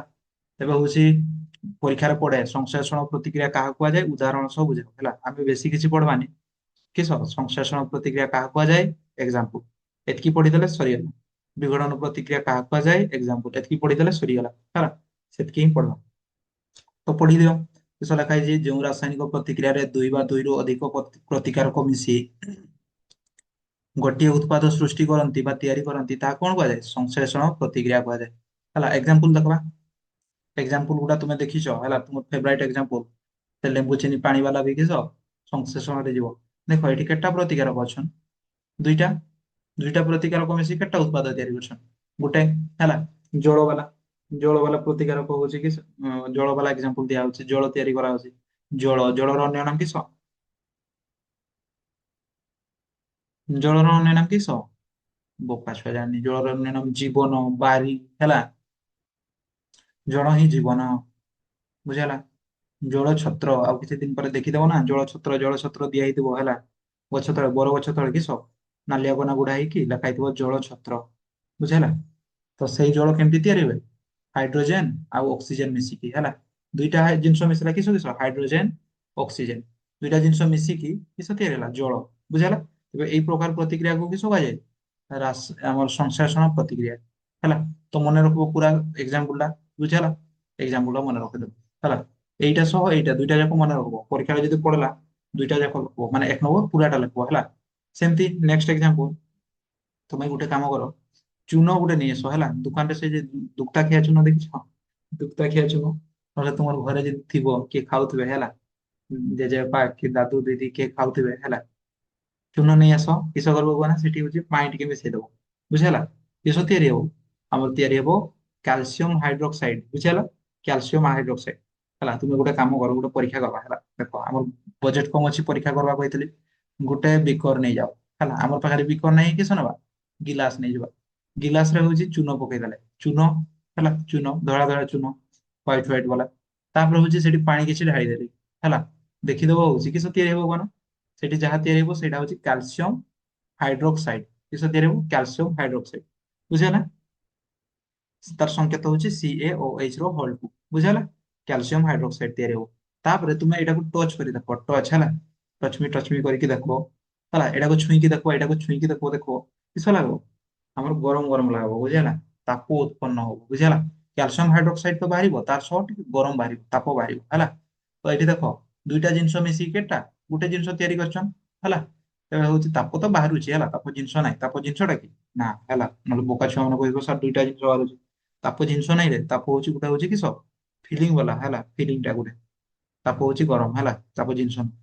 ତେବେ ହଉଛି କିସ, କ୍ୟାଲସିୟମ ଆଉ ଆମର, ସରି କ୍ୟାଲସିୟମ ଅକ୍ସାଇଡ ଆଉ ହଉଛି ଜଳ, ମାନେ H2O ମିଶିକି କିସ ତିଆରି କଲେ, କ୍ୟାଲସିୟମ ହାଇଡ୍ରୋକ୍ସାଇଡ ଗୋଟେ ଜିନିଷ ତିଆରି କଲେ ହେଲା, ଗୋଟେ ଉତ୍ପାଦ ତିଆରି କଲେ। ତେବେ ହଉଛି ଏଇ ପ୍ରକାର ପ୍ରତିକ୍ରିୟାକୁ କିସ କୁହାଯାଏ, ରାସାୟନିକ ସଂଶ୍ଲେଷଣ ପ୍ରତିକ୍ରିୟା, ବୁଝିହେଲା। ତ ଏଇଠି ମନେ ରଖବା ଜିନିଷ, ପରୀକ୍ଷାରେ ପଡେ, କ୍ୟାଲସିୟମ ଅକ୍ସାଇଡ କୁ ଆମର ଦେଶୀ ନାମ ଗୋଟେ କୁହାଯାଏ ହେଲା। ଦେଶୀରେ ଗୋଟେ ନାମ କୁହାଯାଏ, ମାନେ ଆମର ଗାଉଁଲି ନାମ କି ହଉଛି ଆମର ଦେଶୀ ଲାଙ୍ଗୁଏଜ, ବୁଝିହେଲା। କିସ କୁହାଯାଏ, ପଲିଚୂନ। କିସ କୁହାଯାଏ କ୍ୟାଲସିୟମ ଅକ୍ସାଇଡ କୁ, ପଲିଚୂନ। ସେମିତି ଆମର କ୍ୟାଲସିୟମ ଅକ୍ସାଇଡ କୁ ପଲିଚୂନ କୁହାଯାଏ ହେଲା। କ୍ୟାଲସିୟମ ଅକ୍ସାଇଡ କୁ କିସ, ପଲିଚୂନ କୁହାଯାଏ। ସେମିତି କ୍ୟାଲସିୟମ ହାଇଡ୍ରୋକ୍ସାଇଡ କୁ ଏଇଟାକୁ କିସ କୁହାଯାଏ କଣ, ସମିତ ଚୂନ। ସମିତ ଚୂନ, ବୁଝିହେଲା। ସମିତ ଚୂନ, ଯୋଉଟା କି ଯୋଉ ସମିତ ଚୂନକୁ କିସ କାନ୍ଥ ଧଉଳେଇବା କାର୍ଯ୍ୟରେ ବ୍ୟବହାର କରାଯାଏ। କାନ୍ଥରେ ପେଣ୍ଟିଂ କରନ୍ତି ନା, କାନ୍ଥରେ ରଙ୍ଗ, ନୂଆ ଘରେ ରଙ୍ଗ ଯେ ମାର, ସେଇ ଚୂନଟା ହେଲା ଉଡେଇକି ମାରାଯାଏ। ସେଇଟା ହଉଛି କି ଚୂନ, ସମିତ ଚୂନ, ବୁଝିହେଲା। ବୁଝିପାରିଲ, ବୁଝିପାରିଲ। ତ ସେଇ ସଂଶ୍ଲେଷଣ ପ୍ରତିକ୍ରିୟାକୁ ଦୁଇ ଭାଗରେ ମଧ୍ୟ ବିଭକ୍ତ କରାଯାଇଛି, ତାପ ଉତ୍ପନ୍ନ, ତାପ ଉତ୍ପାଦୀ ଆଉ ତାପ ଶୋଷୀ ହେଲା। ତ ତାପ ଉତ୍ପାଦୀ କାହାକୁ କୁହାଯାଏ, ତାପ ଉତ୍ପାଦୀ ହଉଛି ଯୋଉ ସଂଶ୍ଲେଷଣ ପ୍ରତିକ୍ରିୟାରେ ହଉଛି ତାପ ଉତ୍ପନ୍ନ ହୁଏ, ତାକୁ ତାପ ଉତ୍ପାଦୀ। ଆଉ ଯୋଉଠି ହଉଛି ତାପ ଦରକାର ହୁଏ, ତାକୁ କିସ, ତାପ ଶୋଷୀ, ବୁଝିହେଲା। ତ ଦେଖିଦବା ହେଲା, ଏକ୍ସାମ୍ପଲ ଦେଖିଦବା, କୋଉଟା ତାପ ଶୋଷୀ ତ କୋଉଟା ତାପ ଉତ୍ପାଦୀ ହେଲା। ତା ପୂର୍ବରୁ ସଂଶ୍ଲେଷଣ ପ୍ରତିକ୍ରିୟାର ଏକ୍ସାମ୍ପଲ ଦେଇଦବା, କୋଇଲାର ଦହନ ହେଲା। ଗୋଟେ କୋଇଲାର ଦହନ, ଏଠି ଗୋଟେ ଏକ୍ସାମ୍ପଲ ଦିଆଯାଇଛି, କୋଇଲାର ଦହନ ଦେଖ, କୋଇଲା କେମିତି ତିଆରି ହୁଏ, କାର୍ବନକୁ ଯଦି ଆମେ ଅକ୍ସିଜେନ ସହିତ ଜାଳବା ହେଲା, ଅକ୍ସିଜେନ ସହିତ ଜାଳବା ମାନେ ଅକ୍ସିଜେନ ସହ ଯୋଗ କରି ଲାଗିବ, ବୁଝିହେଲା। କାର୍ବନ ମାନେ C ଯୁକ୍ତ O2 ସମାନ କିସ, କାର୍ବନ ଡାଇଅକ୍ସାଇଡ ବାହାରେ। ଏଇଟା ବି ଗୋଟେ କି ପ୍ରକାର ସମୀକରଣରେ, ସଂଶ୍ଲେଷଣ ସମୀକରଣ ହେଲା, ସଂଶ୍ଲେଷଣ ରାସାୟନିକ ପ୍ରତିକ୍ରିୟା। ତାପରେ ହଉଛି ହାଇଡ୍ରୋଜେନ ବାଲା ତ ଏକ୍ସାମ୍ପଲ ଦେଇ ଦେଇଛି ହେଲା, ହାଇଡ୍ରୋଜେନ ବାଲା ଏକ୍ସାମ୍ପଲ ଦେଇ ଦେଇଛି। ସେମିତି ଆଉ ଗୋଟେ ତାପ ଉତ୍ପାଦୀ ହେଲା, ତାପ ଉତ୍ପାଦୀ ଯେ କହିଲି, ତାପ ଉତ୍ପାଦୀ କୋଉ କୋଉ ରାସାୟନିକ ପ୍ରତିକ୍ରିୟାରେ ତାପ ଉତ୍ପନ୍ନ ହୁଏ, ଏଇଟାରେ ମିଥେନ। ମିଥେନ ହେଲା, ମିଥେନ ର ସଂକେତ ହଉଛି CH4। CH4 କୁ ଆମର କିସ, ଅକ୍ସିଜେନ ସହ ଜଳେଇଲେ କିସ ହୁଏ, କା 8 କ୍ଲାସ ରେ ଥିଲା ଦେଖ, CH4 ମାନେ ମିଥେନ ହେଲା। CH4 କୁ ଅକ୍ସିଜେନ ସହ ଜଳେଇଲେ କାର୍ବନ ଡାଇଅକ୍ସାଇଡ ବାହାରେ, ଜଳ ବାହାରେ, ବୁଝିହେଲା। କାର୍ବନ ଡାଇଅକ୍ସାଇଡ ବାହାରେ, ଜଳ ବାହାରେ। ଏଗୁଡା ହଉଛି ତାପ ଉତ୍ପାଦୀର ରାସାୟନିକ ସମୀକରଣର ଏକ୍ସାମ୍ପଲ, ବୁଝିହେଲା। ତାପ ଉତ୍ପାଦୀର ଏକ୍ସାମ୍ପଲ।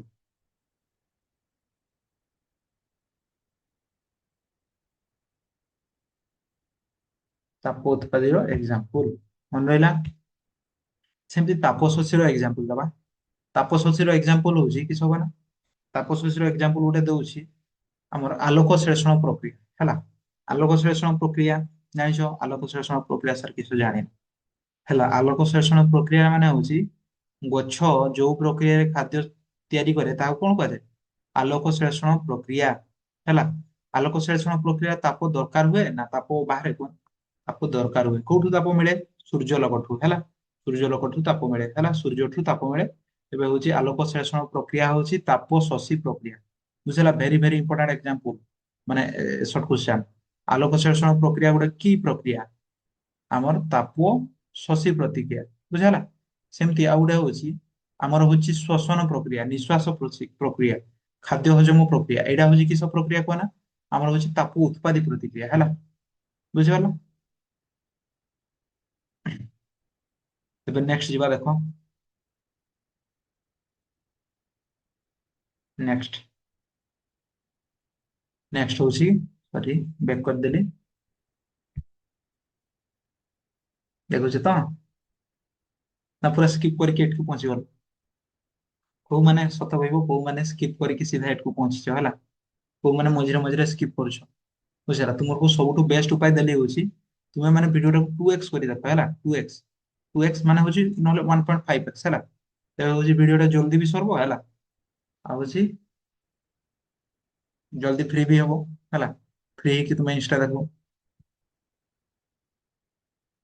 ବୁଝିପାରିଲ? ବୁଝିଗଲ ତ ହେଲା। ତ ଏଇ ଯେ ଗୋଟେ କଥା କହିଥିଲି ନା ଟିକେ ପୂର୍ବରୁ, କଲି ଚୂନକୁ ପାଣିରେ ମିଶେଇଲେ କିସ ତିଆରି ହୁଏ? ସମିତ ଚୂନ। ସେଇ ସମିତ ଚୂନଟା କିସ ହୁଏ ନା କାନ୍ଥ ଧଉଳିବା କାର୍ଯ୍ୟରେ ବ୍ୟବହାର କରାଯାଏ। କହିଦେଲି, ଲେଖିଛି ହେଲା। ତ ସେଇ ଯେ କଲି ଚୂନଟା ହଉଛି ନା ସରି ସମିତ ଚୂନ ଯେତେବେଳେ କାର୍ବନ ଡାଇଅକ୍ସାଇଡ ସହ ସଂସ୍ପର୍ଶରେ ଆସେ କାନ୍ଥରେ ଧୂଳି ତ ଦେଲ ହେଲା। ତ କିଛି ସମୟ ପରେ କାର୍ବନ ଡାଇଅକ୍ସାଇଡ ତ ବାୟୁମଣ୍ଡଳରେ ଅଛି। କାର୍ବନ ଡାଇଅକ୍ସାଇଡ ସେଇ ସମିତ ଚୂନରେ ପଡିଲା ହେଲା। ସମିତ ଚୂନ ସହ ମିଶିଲା। ତେବେ କିସ ହେଇଯିବ ସେଇଟା ମାର୍ବଲ ପରି ଷ୍ଟ୍ରଙ୍ଗ ହେଇଯିବ। କିସ ହବ ମାର୍ବଲ ତିଆରି ହେଇଯିବ। ବୁଝିଲା? ବା କ୍ୟାଲସିୟମ କାର୍ବୋନେଟ କୁହାଯିବ। କିସ କ୍ୟାଲସିୟମ କାର୍ବୋନେଟ ତିଆରି ହେବ ତାର ସହ ଜଳ ବାହାରିବ। ବୁଝିଲା? ତ ଏଇଠି କ୍ୱେଶ୍ଚନ ପଡେ ପରୀକ୍ଷାରେ ମାର୍ବଲର ସଂକେତ କିସ? କ୍ୟାଲସିୟମ କାର୍ବୋନେଟର ସଂକେତ କିସ? ଆଉ ସେ ଅ ସମିତ ଚୂନ କାହା ସହ ପ୍ରତିକ୍ରିୟା କରି ମାର୍ବଲରେ ପରିଣତ ହୁଏ? କାହାର ସହ? କାର୍ବନ ଡାଇଅକ୍ସାଇଡ ସହ ହେଲା। ବୁଝିଗଲା? ତାପରେ ପଢବା ହଉଛି ନେକ୍ସଟ ପ୍ରକାର ପ୍ରତିକ୍ରିୟା ବିଘଟନ ପ୍ରତିକ୍ରିୟା। ବିଘଟନ ପ୍ରତିକ୍ରିୟା ପୁଣି କେତେ ପ୍ରକାର ଥିବା ହେଲା। ସରି ବିଘଟନ ପ୍ରତିକ୍ରିୟା କାହାକୁ କୁହାଯାଏ? ବିଘଟନ ପ୍ରତିକ୍ରିୟା ହଉଛି ସଂଶ୍ଲେଷଣର ଉଲ୍ଟା ହେଲା। ସଂଶ୍ଲେଷଣର ଅପୋଜିଟ। ସଂଶ୍ଲେଷଣ କାହାକୁ କୁହାଯାଉଥିଲା? ଦୁଇଟା ପ୍ରତିକାରକ କିମ୍ବା ଦୁଇଟାରୁ ଅଧିକ ପ୍ରତିକାରକ ମିଶିକି ଗୋଟେ ହେଲେ ତାକୁ ସଂଶ୍ଲେଷଣ କୁହାଯାଉଥିଲା। କିନ୍ତୁ ବିଘଟନରେ ହଉଛି ଅପୋଜିଟ ହେଲା। ବିଘଟନରେ କିସ ଅପୋଜିଟ। ଗୋଟେ ପ୍ରତିକାରକ ଥିବ, ଗୋଟେ ପ୍ରତିକାରକ ଭାଙ୍ଗିକି ହେଲା କେତେଟା ହବ ଦୁଇଟା କିମ୍ବା ଦୁଇଟାରୁ ଅଧିକ ଉତ୍ପାଦରେ ତିଆରି ହେଲେ ତାକୁ କଣ କୁହାଯିବ? ବିଘଟନ ପ୍ରତିକ୍ରିୟା ହେଲା। ଯେମିତି ତୁମର ହୃଦୟ ବେଳେ ବେଳେ ଭାଙ୍ଗିଯାଏ ସେମିତି ବିଘଟନ ପ୍ରତିକ୍ରିୟାରେ କିସ ପ୍ରତିକାରକ ଭାଙ୍ଗିଯାଏ। ବୁଝିଲା? ତୁମର ହୃଦୟ ବେଳେ ବେଳେ ଭାଙ୍ଗିଯାଏ ନା ହେଲା। ପୁରା ତାପରେ ହଉଛି ଷ୍ଟାଟସ ପକେଇ ଦେଇଥାଉ ହେଲା। ଧୋକା ଦେଇ ଚାଲିଗଲୁ ହେଲା। ଆଉ ତାପରେ ଏମିତି ପକେଇ ଦେଇଥିବ ଦୁନିଆ में खूब कम लोग होते हैं ହେଲା। ଏମିତି ପକେଇ ଦେଇଥାଉ ସେମିତି ଆମର ବିଘଟନ ପ୍ରତିକ୍ରିୟାରେ କିସ ହୁଏ? ଭାଙ୍ଗେ। ବୁଝିହେଲା? ତ କାହାର ଯଦି କେବେ ଭାଙ୍ଗିଛି ହୃଦୟ ହେଲା ତେବେ କମେଣ୍ଟ କରି କୁହ। ବୁଝିହେଲା? ତ ବିଘଟନ ପ୍ରତିକ୍ରିୟା ହଉଛି କିସ?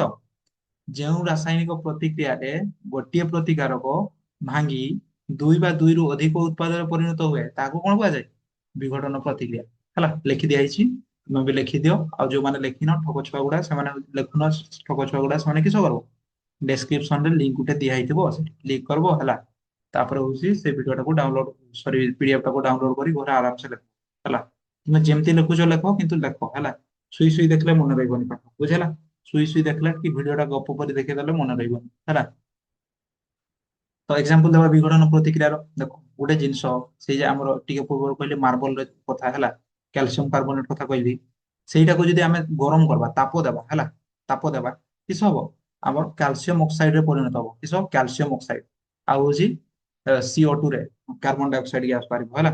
ତ କୁହନା ସିଏ କିସ ଜିନିଷଟା CO3 ହଉଛି ମାର୍ବଲ ହେଲା। ତ କ୍ୟାଲସିୟମ ଅକ୍ସାଇଡ ସେଇଟା ପୁଣି କିସ ଜିନିଷ? ତାର ଦେଶୀ ନାମ କିସ? କଲି ଚୂନ ବୋକା କଲି ଚୂନ କଲି ଚୂନ ହେଲା। ଟିକେ ପୂର୍ବରୁ ପଢେଇଥିଲି। ବୁଝିହେଲା? ତ ହଉଛି ତାପ ଦିଆ ହେଲା ହେଲା। ସେମିତି ତାପରେ ନେକ୍ସଟ ଏକ୍ସାମ୍ପଲ ଦଉଛି। ନେକ୍ସଟ ଏକ୍ସାମ୍ପଲ ଦେଖ ଜଳକୁ ବିଦ୍ୟୁତ ବିଶ୍ଳେଷଣ କଲେ ଏହା ବିଘଟିତ ହେଇ କିସ ହୁଏ?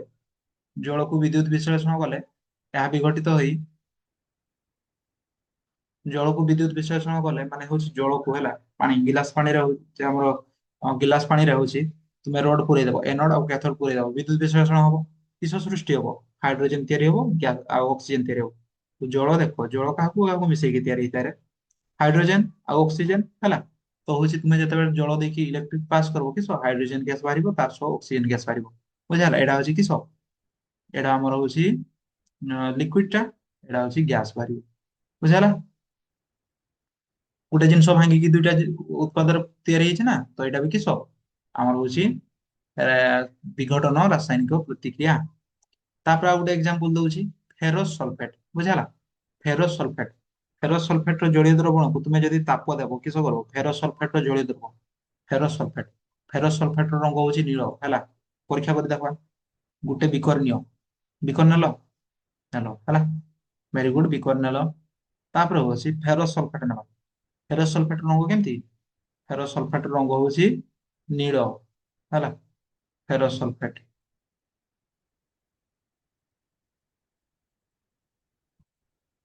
ଫେରସ୍ ସଲଫେଟ ନେଉଛି ହେଲା। ଏଠି ଫେରସ୍ ସଲଫେଟ ନେଲି, ବିକରେ କିଛି ନେଲି ଫେରସ୍ ସଲଫେଟର ଜଳୀୟ ଦ୍ରବଣ ନେଲି। ତାପରେ ହଉଛି ତାକୁ ତାପ ଦେବି। ତଳ ଆଡେ ହଉଛି କିସ, ବର୍ଣ୍ଣର ଜଳେଇଲି ବା ହଉଛି ତୁମେ ଯାହା ଚୁଲିରେ ବସେଇ ଦିଅ ହେଲା। ବସେଇଦେଲ, ତେବେ ହଉଛି କିଛି ସମୟ ପରେ ହଉଛି ଏଠି କିସ ବାହାରିବ? ଆମର ବାହାରିବ ହଉଛି FeTO3 ବାହାରିବ। ଆମର ମାନେ ହଉଛି ଫେରିକ ଅକ୍ସାଇଡ ବାହାରିବ। ଏଠି କିସ ସୃଷ୍ଟି ହବ? ଫେରିକ ଅକ୍ସାଇଡ ସୃଷ୍ଟି ହବ। ତାର ସହ କିସ ବାହାରିବ? ସଲଫର ଡାଇଅକ୍ସାଇଡ ଗ୍ୟାସ ବାହାରିବ। ତାର ସହ କିସ, ସଲଫର ଟ୍ରାଇଅକ୍ସାଇଡ ଗ୍ୟାସ ବାହାରିବ। ବୁଝିପାରିଲ? କିସ ସୃଷ୍ଟି ହବ ଜାଣିଲ? ଫେର ସଲଫେଟ କୁ ତାପ ଦେଲେ ହେଲା, ଫେରିକ ଅକ୍ସାଇଡ ସୃଷ୍ଟି ହବ। ଆଉ ହଉଛି ସଲଫର ଡାଇଅକ୍ସାଇଡ ଆଉ ସଲଫର ଟ୍ରାଇଅକ୍ସାଇଡ ଗ୍ୟାସ ବାହାରିବ। ବୁଝିପାରିଲ? ତ ମନେ ରଖ ଏଇଠି ଫେରସ ସଲଫେଟ ରଙ୍ଗ କିସ, ସବୁଜ। ଫେରିକ ଅକ୍ସାଇଡ ର ସଂକେତ ହଉଛି Fe3O4। ତ ଗୋଟେଟା ଭାଙ୍ଗିକି କେଟା ହେଇଛି? ଗୋଟେ, ଦୁଇଟା, ତିନିଟା। ତେବେ ଏଇଟା ବି ଗୋଟେ କି ପ୍ରକାର ସମୀକରଣରେ ଆମର ହଉଛି ବିଘଟନ ସମୀକରଣ ବା ବିଘଟନ ପ୍ରତିକ୍ରିୟା। ନେକ୍ସଟ ପେଜ ଯିବା ଚାଲ। ନେକ୍ସଟ ଏକ୍ସାମ୍ପଲ ହଉଛି ଲେଡ ନାଇଟ୍ରେଟ କୁ ତାପ ଦେଲେ ଏହା ବିଘଟିତ ହୋଇ ଲେଡ ନାଇଟ୍ରେଟ ହେଲା। ପ୍ରଥମ ପ୍ରଥମ ଫାଷ୍ଟ ଫାଷ୍ଟ କହିଥିଲି ଦେଖ, ଲେଡ ନାଇଟ୍ରେଟ ସଂକେତ କିସ? PbNO3 ର ଅଲ୍ଟୁ। ନେଇଯାଅ ପରୀକ୍ଷା କରବା ହେଲା। ନେଇଗଲ ବିକରରେ, ସରି କନିକାଲ ଫ୍ଲାସ୍କ ରେ ଲେଡ ନାଇଟ୍ରେଟ ର ଜଳୀୟ ଦ୍ରବଣ ନେଇଗଲ। ତାକୁ ତଳ ଆଡୁ ତାପ ଦେଲ। ବୁଝିହେଲା? ତାପ ଦେବା ଦ୍ୱାରା, ତାପ ଦିଆ ହେବା ଦ୍ୱାରା କିସ ହେଲା? ଆମର ଲେଡ ଅକ୍ସାଇଡ ସୃଷ୍ଟି ହବ। ଏଠି କିସ, ଲେଡ ଅକ୍ସାଇଡ ସୃଷ୍ଟି ହବ। ତାର ସହ ଗୋଟେ ଦେଖିବ ବାଦାମୀ ରଙ୍ଗର ଧୂଆଁ ବାହାରିବ। ବୁଝିହେଲା? ସେଇ ବାଦାମୀ ରଙ୍ଗର ଧୂଆଁ ହଉଛି କିସ, ନାଇଟ୍ରୋଜେନ ଡାଇଅକ୍ସାଇଡ NO2। ଆଉ ତାର ସହ ଅକ୍ସିଜେନ ମଧ୍ୟ ବାହାରିବ। ବୁଝିହେଲା? ଏଇଟା ବି ଗୋଟେ ଜିନିଷ ହଉଛି ଭାଙ୍ଗିକି ହଉଛି ତିନିଟା ଜିନିଷରେ ତିଆରି ହେଇଛି। ତେବେ ଏଇଟା ବି କିସ, ବିଘଟନ ପ୍ରତିକ୍ରିୟା। ତାପରେ ହଉଛି ଆଉ ଗୋଟେ example, silver chloride. Silver chloride AgCl। Silver chloride କୁ ଯଦି ଖରାରେ ରଖିଦବା କିସ ହବ? ଆମର ହଉଛି ଭାଙ୍ଗିକି କିସ ହବ? ସିଲଭର ଆଉ କ୍ଲୋରିନ ଗ୍ୟାସ ବାହାରିବ। ସେମିତି ଆମର ସିଲଭର ବ୍ରୋମାଇଡ କୁ ଯଦି ଆମେ ଖରାରେ ରଖିଦବା କିସ ବାହାରିବ? ସିଲଭର ବାହାରିବ। ତାର ସହ କିସ, ବ୍ରୋମିନ ବାହାରିବ। ବ୍ରୋମିନ ଗ୍ୟାସ ବାହାରିବ। ତେବେ ହଉଛି ଏଗୁଡା ହଉଛି କିସ, ଆମର ହଉଛି ବିଘଟନ ପ୍ରତିକ୍ରିୟା। ମାନେ ଗୋଟେ ଜିନିଷ ଭାଙ୍ଗିକି ଦୁଇଟା କିମ୍ବା ଦୁଇଟାରୁ ଅଧିକ ଜିନିଷ ତିଆରି ହବ। ବୁଝିହେଲା? ତ ଏଇଠି ଦେଖିଲେ ଜିନିଷ ଯେ ଭାଙ୍ଗୁଛି ଆପେ ଆପେ ଭାଙ୍ଗି ଯାଉଛି କି ନା, ଆପେ ଆପେ ଭାଙ୍ଗୁନି। କେମିତି ଭାଙ୍ଗୁଛି? ତାକୁ ତାପ ଦେଇତେ ପଡୁଛି, କିମ୍ବା ହଉଛି ସୂର୍ଯ୍ୟାଲୋକ ଦେଇତେ ପଡୁଛି, କିମ୍ବା ହଉଛି କିସ ବିଦ୍ୟୁତ ବିଶ୍ଳେଷଣ ବିଦ୍ୟୁତ ଦେଇତେ ପଡୁଛି ହେଲା। ତେବେ ହଉଛି କିସ, ମନେ ରଖ ହଉଛି ବିଘଟନ ପ୍ରତିକ୍ରିୟା ତିନି ପ୍ରକାର। ତିନି ପ୍ରକାର ବିଘଟନ ହେଇପାରିବ। ଗୋଟେ ହଉଛି ତାପୀୟ ବିଘଟନ, ଗୋଟେ ହଉଛି ଆମର କିସ ବିଦ୍ୟୁତ ବିଘଟନ, ଆଉ ଗୋଟେ ହଉଛି ସୂର୍ଯ୍ୟାଲୋକ ବିଘଟନ। ବୁଝିହେଲା? ଚାପୀୟ ଦ୍ୱାରା ବି ବିଘଟନ ହବ ହେଲା। ତାପରେ ନେକ୍ସଟ ପଢବା ହଉଛି ବିସ୍ଥାପନ ପ୍ରତିକ୍ରିୟା। ତ ବିସ୍ଥାପନ ପ୍ରତିକ୍ରିୟା ହଉଛି କିସ କଣ? ସିମ୍ପଲ ଜିନିଷରେ ବୁଝ, ସିମ୍ପଲ ଜିନିଷରେ ବୁଝ ହେଲା। ଗୋଟେ ହଉଛି ଦୁଇ ଜଣ ଛୁଆ ଥିଲେ। ଗୋଟେ ହଉଛି କିସ, ରାମ, ଆଉ ଗୋଟେ ହଉଛି କିସ, ଶ୍ୟାମ। ବୁଝିହେଲା? ରାମ ଆଉ ଶ୍ୟାମ। ତେବେ ରାମ ଆଉ ଶ୍ୟାମ ହଉଛି କିସ କଲେ ପରା, ଦିନେ ଟିଫିନ ଆଣିଛି ରାମ ହେଲା। ରାମ ଟିଫିନ ଆଣିଛି ହେଲା। ରାମ ପାଖରେ ଟିଫିନ ନାହିଁ। ଧର ହଉ, ବଢିଆ ଏକ୍ସାମ୍ପଲ ଦଉଛି। ରାମ ପାଖରେ ଟିଫିନ ନାହିଁ। ଶ୍ୟାମ ପାଖରେ ହଉଛି କିସ ଅଛି? ଟିଫିନ ଅଛି। ବୁଝିହେଲା? ତେବେ କିସ ହେଲା, ଯେତେବେଳେ ଟିଫିନ ଛୁଟି ହେଲା ରାମ ଭୋକିଲା ରହିଛି। ତ ଶ୍ୟାମ କିସ କହୁଛି ହେଲା, ରାମ ଟିକେ ବଦମାସ, ସରି ହଁ, ଶ୍ୟାମ କହୁଛି ତୁ ମୋର ଟିଫିନ ନେଇଯା ହେଲା। ତୁ ମୋର ଟିଫିନ ନେଇଯା, ମୁଁ ଖାଇବିନି ହେଲା। ତେବେ ରାମ କିସ ଶ୍ୟାମର ଟିଫିନ ନେଇଗଲା। ତେବେ ହଉଛି କିସ, ଶ୍ୟାମ ଏକା ରହିଗଲା। ଶ୍ୟାମ ହଉଛି ଭୋକରେ ରହିଗଲା। ବୁଝିହେଲା? ରାମ କିସ ଶ୍ୟାମର ଟିଫିନ ନେଇଗଲା, ଆଉ ଶ୍ୟାମ ଏକା ରହିଗଲା। ଏମିତି ସମୀକରଣ ହବ କିସ ଭାଇ, ଆମର ବିସ୍ଥାପନ ପ୍ରତିକ୍ରିୟା। ବୁଝିହେଲା? ମାନେ ହଉଛି ଏଠି କିସ ହେଲା, ବିସ୍ଥାପନ କିଏ ହେଲା? ଆମର ଇଏ ବିସ୍ଥାପନ ହେଇଗଲା, ଶ୍ୟାମ ବିସ୍ଥାପନ ହେଇଗଲା। ମାନେ ଶ୍ୟାମ ଅଲଗା କିଏ ହେଲା, ଶ୍ୟାମ ଅଲଗା ହେଇଗଲା। ବୁଝିହେଲା? ତ ଏମିତି ପ୍ରତିକ୍ରିୟାକୁ କିସ କୁହାଯାଏ, ବିସ୍ଥାପନ ପ୍ରତିକ୍ରିୟା। ମାନେ ହଉଛି ଏଇଟା ଗୋଟେ ଜିନିଷ, ଏଇ ଜିନିଷଟା ଏଇ ଜିନିଷଟା ଆଉ ଗୋଟେ ଜିନିଷର ହେଲା, ଜିନିଷଟା ସହ ମିଶିଯିବ, କିନ୍ତୁ ଆଉ ଗୋଟେ ଜିନିଷର ତାର ଗୋଟେ ପାର୍ଟକୁ ଅଲଗା କରିଦବ ହେଲା। ଏଇଟା ହଉଛି ବିସ୍ଥାପନ ପ୍ରତିକ୍ରିୟା। ତ ହଉଛି ଦେଖ ପଢିଦବା, ବିସ୍ଥାପନ ପ୍ରତିକ୍ରିୟା କାହାକୁ କୁହାଯାଏ? ଯେଉଁ ରାସାୟନିକ ପ୍ରତିକ୍ରିୟାରେ ଗୋଟିଏ ମୌଳିକ ଅନ୍ୟ ଏକ ଯୌଗିକର ମୌଳିକକୁ ଅପସାରଣ କରେ। ବୁଝିହେଲା? ଯେଉଁ ରାସାୟନିକ ପ୍ରତିକ୍ରିୟାରେ ଗୋଟିଏ ପ୍ରତିକାରକ, ଦେଖ ଗୋଟେ ଏକ୍ସାମ୍ପଲ ଦଉଛି। ଏଇଟା ଗୋଟେ ରାସାୟନିକ ପ୍ରତିକ୍ରିୟା। କାହାର ଗଲା? ଜିଙ୍କ ଆଉ କପର ସଲଫେଟ ବାଲା ହେଲା। ଆଗରୁ ବି କରିଛି ଏକ୍ସାମ୍ପଲ ଟା। ବୁଝିହେଲା? ଜିଙ୍କ ଆଉ କପର ସଲଫେଟ, CuSO4 ମାନେ କପର ସଲଫେଟ ପକା ହେଲା। ମନେ ରଖ ଏଇନା। ଜିଙ୍କ ଆଉ କପର ସଲଫେଟ ମିଶିକି କିସ ତିଆରି କରିଛନ୍ତି? ଜିଙ୍କ ସଲଫେଟ ଆଉ ହଉଛି କପର, ZnSO4 ମାନେ ହଉଛି ଜିଙ୍କ ସଲଫେଟ। ତେବେ ହଉଛି ଏଇ Zn ଟା ଦେଖ, CuSO4 ରୁ କାହାକୁ ନେଇଗଲା? ଏଇ ଯୌଗିକର କାହାକୁ ଅପସାରଣ କଲା? ଆମର Cu କୁ ଅଲଗା କରିଦେଲା ହେଲା, ଆଉ SO4 କୁ ନେଇଗଲା। ତେବେ ଏମିତି ପ୍ରତିକ୍ରିୟାକୁ କିସ କୁହାଯାଏ? ବିସ୍ଥାପନ ପ୍ରତିକ୍ରିୟା। ବୁଝିହେଲା? ଏଇ ସମୀକରଣରେ ଏଇ ସମୀକରଣରେ କିସ ହେଲା? ଏଇ ସମୀକରଣରେ ହଉଛି Zn ମୌଳିକ ହେଲା CuSO4 ଯୌଗିକର ଗୋଟେ ମୌଳିକକୁ ମାନେ କପର ମୌଳିକକୁ ଅପସାରଣ କଲା ମାନେ ଅଲଗା କରିଦେଲା ହେଲା। ତେବେ ହଉଛି ଏଇ ପ୍ରକାର ମୌଳିକକୁ ଏଇ ପ୍ରକାର ସମୀକରଣକୁ କିସ କୁହାଯାଏ? ଆମର ବିସ୍ଥାପନ ପ୍ରତିକ୍ରିୟା ହେଲା। ସେକେଣ୍ଡ ଏକ୍ସାମ୍ପଲ ହଉଛି କିସ? ଏଫି ଏଫି ମାନେ କିସ? ଲୁହା ଆଉ କପର ସଲଫେଟ CuSO4 ସେ ମିଶିକି କିସ ତିଆରି କରିବେ? ଫେରସ ସଲଫେଟ ଆଉ କପର। ଦେଖ ସମୀକରଣ ଦେଖ ବିସ୍ଥାପନ ହେଇଛି ନା ନାହିଁ? ଏଫି ନେଇଯାଇଛି SO4 କୁ ଆଉ Cu କୁ ଅଲଗା କରିଦେଇଛନ୍ତି, ବିସ୍ଥାପନ ହେଇଛି। ବୁଝିହେଲା? ଏବେ ହଉଛି ଏଇଟା କିସ? ଆମର ବିସ୍ଥାପନ ପ୍ରତିକ୍ରିୟା। ବୁଝିହେଲା? ତେବେ ହଉଛି ମନେ ରଖିବ କପର ସଲଫେଟ ରଙ୍ଗ ହଉଛି ନୀଳ। କପର ସଲଫେଟ ଦେଖତେ କେମିତି? ନୀଳ। CuSO4 କେମିତି? ନୀଳ। ହେଲା, ପରୀକ୍ଷାରେ କ୍ୱେଶ୍ଚନ ପଡେ। ତାପରେ ହଉଛି ହେଲା ଏଇ ପରୀକ୍ଷାଟା ଯଦି କରବା, ଏଇ ପରୀକ୍ଷାଟା ଦେଖ ଏଇଠି କରାହେଇଛି ହେଲା। ଏଇ ପରୀକ୍ଷାଟା ଏଇଠି କରାହେଇଛି, ଏଇ ନମ୍ବର ପରୀକ୍ଷାଟା ଏଇଠି କରାହେଇଛି ହେଲା। ଗୋଟେ କିସ କରାହେଇଛି? ଏଇଠି ଦେଖ ନିଆହେଇଛି ଗୋଟେ ଟେଷ୍ଟ ଟ୍ୟୁବରେ କିସ? କପର ସଲଫେଟର ଜଳୀୟ ଦ୍ରବଣ ହେଲା। ସେଇଠି ହଉଛି ଲୁହା କଣ୍ଟାକୁ ବୁଡେଇ ଦିଆଯାଇଛି। କାହାକୁ ବୁଡେଇ ଦିଆଯାଇଛି? ଲୁହା କଣ୍ଟାକୁ। ଦୁଇଟା ଲୁହା କଣ୍ଟାକୁ ବୁଡେଇ ଦିଆଯାଇଛି। ମାନେ ହଉଛି ଲୁହା କଣ୍ଟା ମାନେ ଫି ହେଲା ବୁଡେଇ ଦିଆଯାଇଛି। ତ କିଛି ସମୟ ପରେ ଦେଖିବ ହଉଛି ଲୁହା କଣ୍ଟା ଉପରେ ବାଦାମୀ ରଙ୍ଗର ଆସ୍ତରଣ ପଡିଯାଇଥିବ। କେମିତି? ବାଦାମୀ ରଙ୍ଗର ଆସ୍ତରଣ ପଡିଯାଇଥିବ, କପର ଅଲଗା ହେଇଯାଇଥିବ, ଆଉ ହଉଛି କି ଫେରସ ସଲଫେଟ ତିଆରି ହେଇଯାଇଥିବ ହେଲା। ବୁଝିହେଲା? ତାପରେ ଦେଖ ନେକ୍ସଟ ଏକ୍ସାମ୍ପଲ ପଢବା। ଲେଡ ହେଲା। ଲେଡ ମାନେ ହଉଛି କି ପିବି। ଲେଡ ମାନେ ହଉଛି ପିବି। ଲେଡ ମାନେ ହଉଛି କି ପିବି। ଆଉ କପର କ୍ଲୋରାଇଡ CuCl2 ତାର ସଂକେତ କି CuCl2। ବୁଝି ରଖ ଯୋଉଗୁଡା ନୂଆ ଟର୍ମ ଆସୁଛି କପର କ୍ଲୋରାଇଡ CuCl2। ତ ତୁମେ ମାନେ ତ ରୋବଟ ନୁହଁ ହେଲା। ନା ତୁମେ ମାନେ ଚିଟି ଚିଟି ନୁହଁ, ରୋବଟ ନୁହଁ ହେଲା। ତ ତୁମର ପାଇଁ ହଉଛି ମନେ ରଖିବା ଟିକେ କଷ୍ଟ ହବ। ଥରେ ଦେଖିକି ଭିଡିଓ ମନେ ରହୁନି ହେଲା, ତେବେ କିସ କରିବ? ଭିଡିଓ ଦେଖି ସାରିଲା ପରେ ଲେଖିଦବ ପିଡିଏଫ ରୁ, କିମ୍ବା ହଉଛି ଭିଡିଓ ଦେଖୁ ଦେଖୁ ଲେଖିଲେ ବି ଭଲ। ବୁଝିହେଲା? ତ ଭିଡିଓ ଦେଖି ସାରିଲା ପରେ ପିଡିଏଫ ରୁ ଲେଖିଦବ। ବୁଝିହେଲା? ଯାହା ଫଳରେ ସେଇଟାକୁ ଡେଲି ପଢିଲେ, ଡେଲି ପଢବା ଦରକାର ନାହିଁ। ଏଇଟାକୁ ବେଶୀ ନାହିଁ, 3-4 ଦିନ କଣ୍ଟିନ୍ୟୁଅସଲି ଡେଲି 5 ଥର ଲେଖ ଆଉ ପଢ ହେଲା। 5 ଦିନ ପରେ 6 ଦିନ ବେଳକୁ ଦେଖো ତୁମର ଲାଇନ ବାଇ ଲାଇନ ହେଲା ଆକାର ସେଇଟା ପୁରା ଯେମିତି ମୁଁ ନୋଟଟା ଲେଖିଛି ସେମିତି ହିଁ ପୁରା ମ୍ୟାଚ ହେଇଥିବ। ବୁଝିହେଲା? ତ କିସ କହିଲି? ଲେଡ ଆଉ ହଉଛି କପର କ୍ଲୋରାଇଡ ମିଶିକି କିସ ତିଆରି ହେବେ? ଲେଡ କ୍ଲୋରାଇଡ ଆଉ କପର। ବୁଝିହେଲା? ଏଠି ବି ଦେଖ PbCl2 ସବୁ ମିଶି ଯାଇଛି, Cu ଅଲଗା ହେଇଛି ବିଚରା ହେଲା। Cu ବିଚରା ଅଲଗା ହେଇଛି। ତେବେ ଏମିତି ସମୀକରଣକୁ ବା ପ୍ରତିକ୍ରିୟାକୁ କିସ କୁହାଯାଏ? ବିସ୍ଥାପନ ପ୍ରତିକ୍ରିୟା ହେଲା। ତାପରେ ଏଇନା ପଢବା ହଉଛି କି ଦ୍ୱୈତ ବିସ୍ଥାପନ ପ୍ରତିକ୍ରିୟା। ଦ୍ୱୈତ ବିସ୍ଥାପନ ପ୍ରତିକ୍ରିୟା ହଉଛି କିସ? ଏଠି ହଉଛି ଇୟାର ଜିନିଷ ଥିଲାନି ହେଲା, ଇଏ ଏକା ଥିଲା ନା, ଇଏ ଏକା ଥିଲା, ୟାର ତାକୁ ଛଡେଇ ଆଣିଲା। କିନ୍ତୁ ହଉଛି ଦ୍ୱୈତ ବିସ୍ଥାପନରେ ଏକ୍ସଚେଞ୍ଜ କରିବ। ବୁଝିହେଲା? ଦ୍ୱୈତ ବିସ୍ଥାପନରେ କିସ କରିବ? ଏକ୍ସଚେଞ୍ଜ। ବୁଝିହେଲା? ଏକ୍ସାମ୍ପଲ ଗୋଟେ ଦବା। ତୁମେ ଗୋଟେ କାମ କର, ତୁମେ ଧରାଯାଉ ସ୍କୁଲ ଯାଇଛ ହେଲା। ତୁମେ ଧରାଯାଉ ସ୍କୁଲ ଯାଇଛ, ସ୍କୁଲ ଟିଫିନ ନେଇଛ ହଉଛି କିସ? ରୁଟି ନେଇଛ ଆଉ ହଉଛି ହେଲା, ରୁଟି ନେଇଛ ଆଉ ତରକାରୀ ନେଇଛ ହେଲା। ତାପରେ ତୁମର ସାଙ୍ଗ ଆଣିଛି ହଉଛି ପରଟା ଆଉ ତରକାରୀ। ବୁଝିଲ? ତେବେ କିସ କଲ କହ ନା? ତୁମେ ତୁମର ରୁଟି ତରକାରୀ କୁ ହଉଛି ତୁମର ସାଙ୍ଗକୁ ଦେଇଦେଲ, ଆଉ ତୁମର ସାଙ୍ଗ ରୁଟି ମାନେ ପରଟାକୁ ତୁମେ ନେଇଗଲ ହେଲା। ତେବେ ଏଇଟା ହଉଛି କି ଦ୍ୱୈତ ବିସ୍ଥାପନ ପ୍ରତିକ୍ରିୟା। ସେଇଟା ହିଁ କିସ? ପଢିଦବା। ଯେଉଁ ରାସାୟନିକ ପ୍ରତିକ୍ରିୟାରେ ପ୍ରତିକାରକ ମଧ୍ୟରେ ହେଲା, ଦୁଇଟା ପ୍ରତିକାରକ ମଧ୍ୟରେ କିସ ଆୟନର ବିନିମୟ ହୁଏ। ସେଇ ଏଠି ତ ରୁଟି ଏକ୍ସଚେଞ୍ଜ କରୁଥିଲ, ଏଠି କିସ ଏକ୍ସଚେଞ୍ଜ ହବ? ଆୟନ ଏକ୍ସଚେଞ୍ଜ ହବ। ବୁଝିହେଲା? ଆୟନର ବିନିମୟ ହୁଏ, ତାକୁ କି ଦ୍ୱୈତ ବିସ୍ଥାପନ ପ୍ରତିକ୍ରିୟା କୁହାଯାଏ। ଏକ୍ସାମ୍ପଲ ଦେବା। ବୁଝିହେଲା? ଏକ୍ସାମ୍ପଲ ଏକ୍ସାମ୍ପଲ ହଉଛି ସୋଡିୟମ ସଲଫେଟ ମାନେ ହଉଛି Na2SO4 ହେଲା। ସୋଡିୟମ ସଲଫେଟ ର ସଂକେତ କି Na2SO4 ଆଉ BaCl2। ବୁଝିହେଲା? ମିଶିକି କିସ ତିଆରି କର?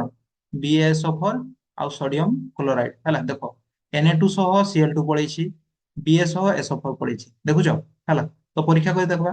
ଗୋଟେ ଟେଷ୍ଟ ଟ୍ୟୁବ ନେଲ ନେଲ ହେଲା, ସେଠି କିସ ପକେଇବ? ଏଇ ପରୀକ୍ଷାଟା ଆଗରୁ ବି କରାହେଇଛି ହେଲା। ଏଇଟା ଆଗରୁ ଦେଇଛି ଏକ୍ସାମ୍ପଲ। ଏଠି ନେଲ ପକେଇଲ କିସ? ବେରିୟମ କ୍ଲୋରାଇଡ ପକେଇଲ ହେଲା। ଏଠି ବେରିୟମ କ୍ଲୋରାଇଡ ଅଛି। ତାପରେ ସେଇଟା ହଉଛି କିସ? ଆମର ଢାଳିଲ ହଉଛି ସୋଡିୟମ ସଲଫେଟ Na2SO4 ଢାଳିଲ। ତାପରେ ହଉଛି ତୁମେ ହଉଛି କିଛି ସମୟ ପରେ ଦେଖିବ ଯେ କିସ ତିଆରି ହେଇଥିବ? ଆମର ଏଠି ଅବକ୍ଷେପ ସୃଷ୍ଟି ହେଇଥିବ। କିସ? ଅବକ୍ଷେପ ହେଲା। ହଳଦିଆ ହଳଦିଆ କିଛି ଜିନିଷ ସୃଷ୍ଟି ହେଇଥିବ ହେଲା। ଏଠି କିଛି ଅବକ୍ଷେପ ସୃଷ୍ଟି ହେଇଥିବ। କି ଅବକ୍ଷେପ? ସେଇଟା ହଉଛି ବେରିୟମ ସଲଫେଟ ଆଉ ଗୋଟେ କିସ? Sodium chloride. ଏଠି ଦେଖ ଆୟନ ଆୟନ ମାନେ ହଉଛି Na2SO4 ଆୟନ ହଉଛି SO4। ଏଠି ଆୟନ କିଏ? Cl2। ଆୟନର ବିନିମୟ ବିନିମୟ ମାନେ ଏକ୍ସଚେଞ୍ଜ ହେଲା। ଆଦାନ ପ୍ରଦାନ ବିନିମୟ ଶୁଣିଛ ନା ନାଇଁ? ବିନିମୟ ମାନେ ଏକ୍ସଚେଞ୍ଜ ହେଲା।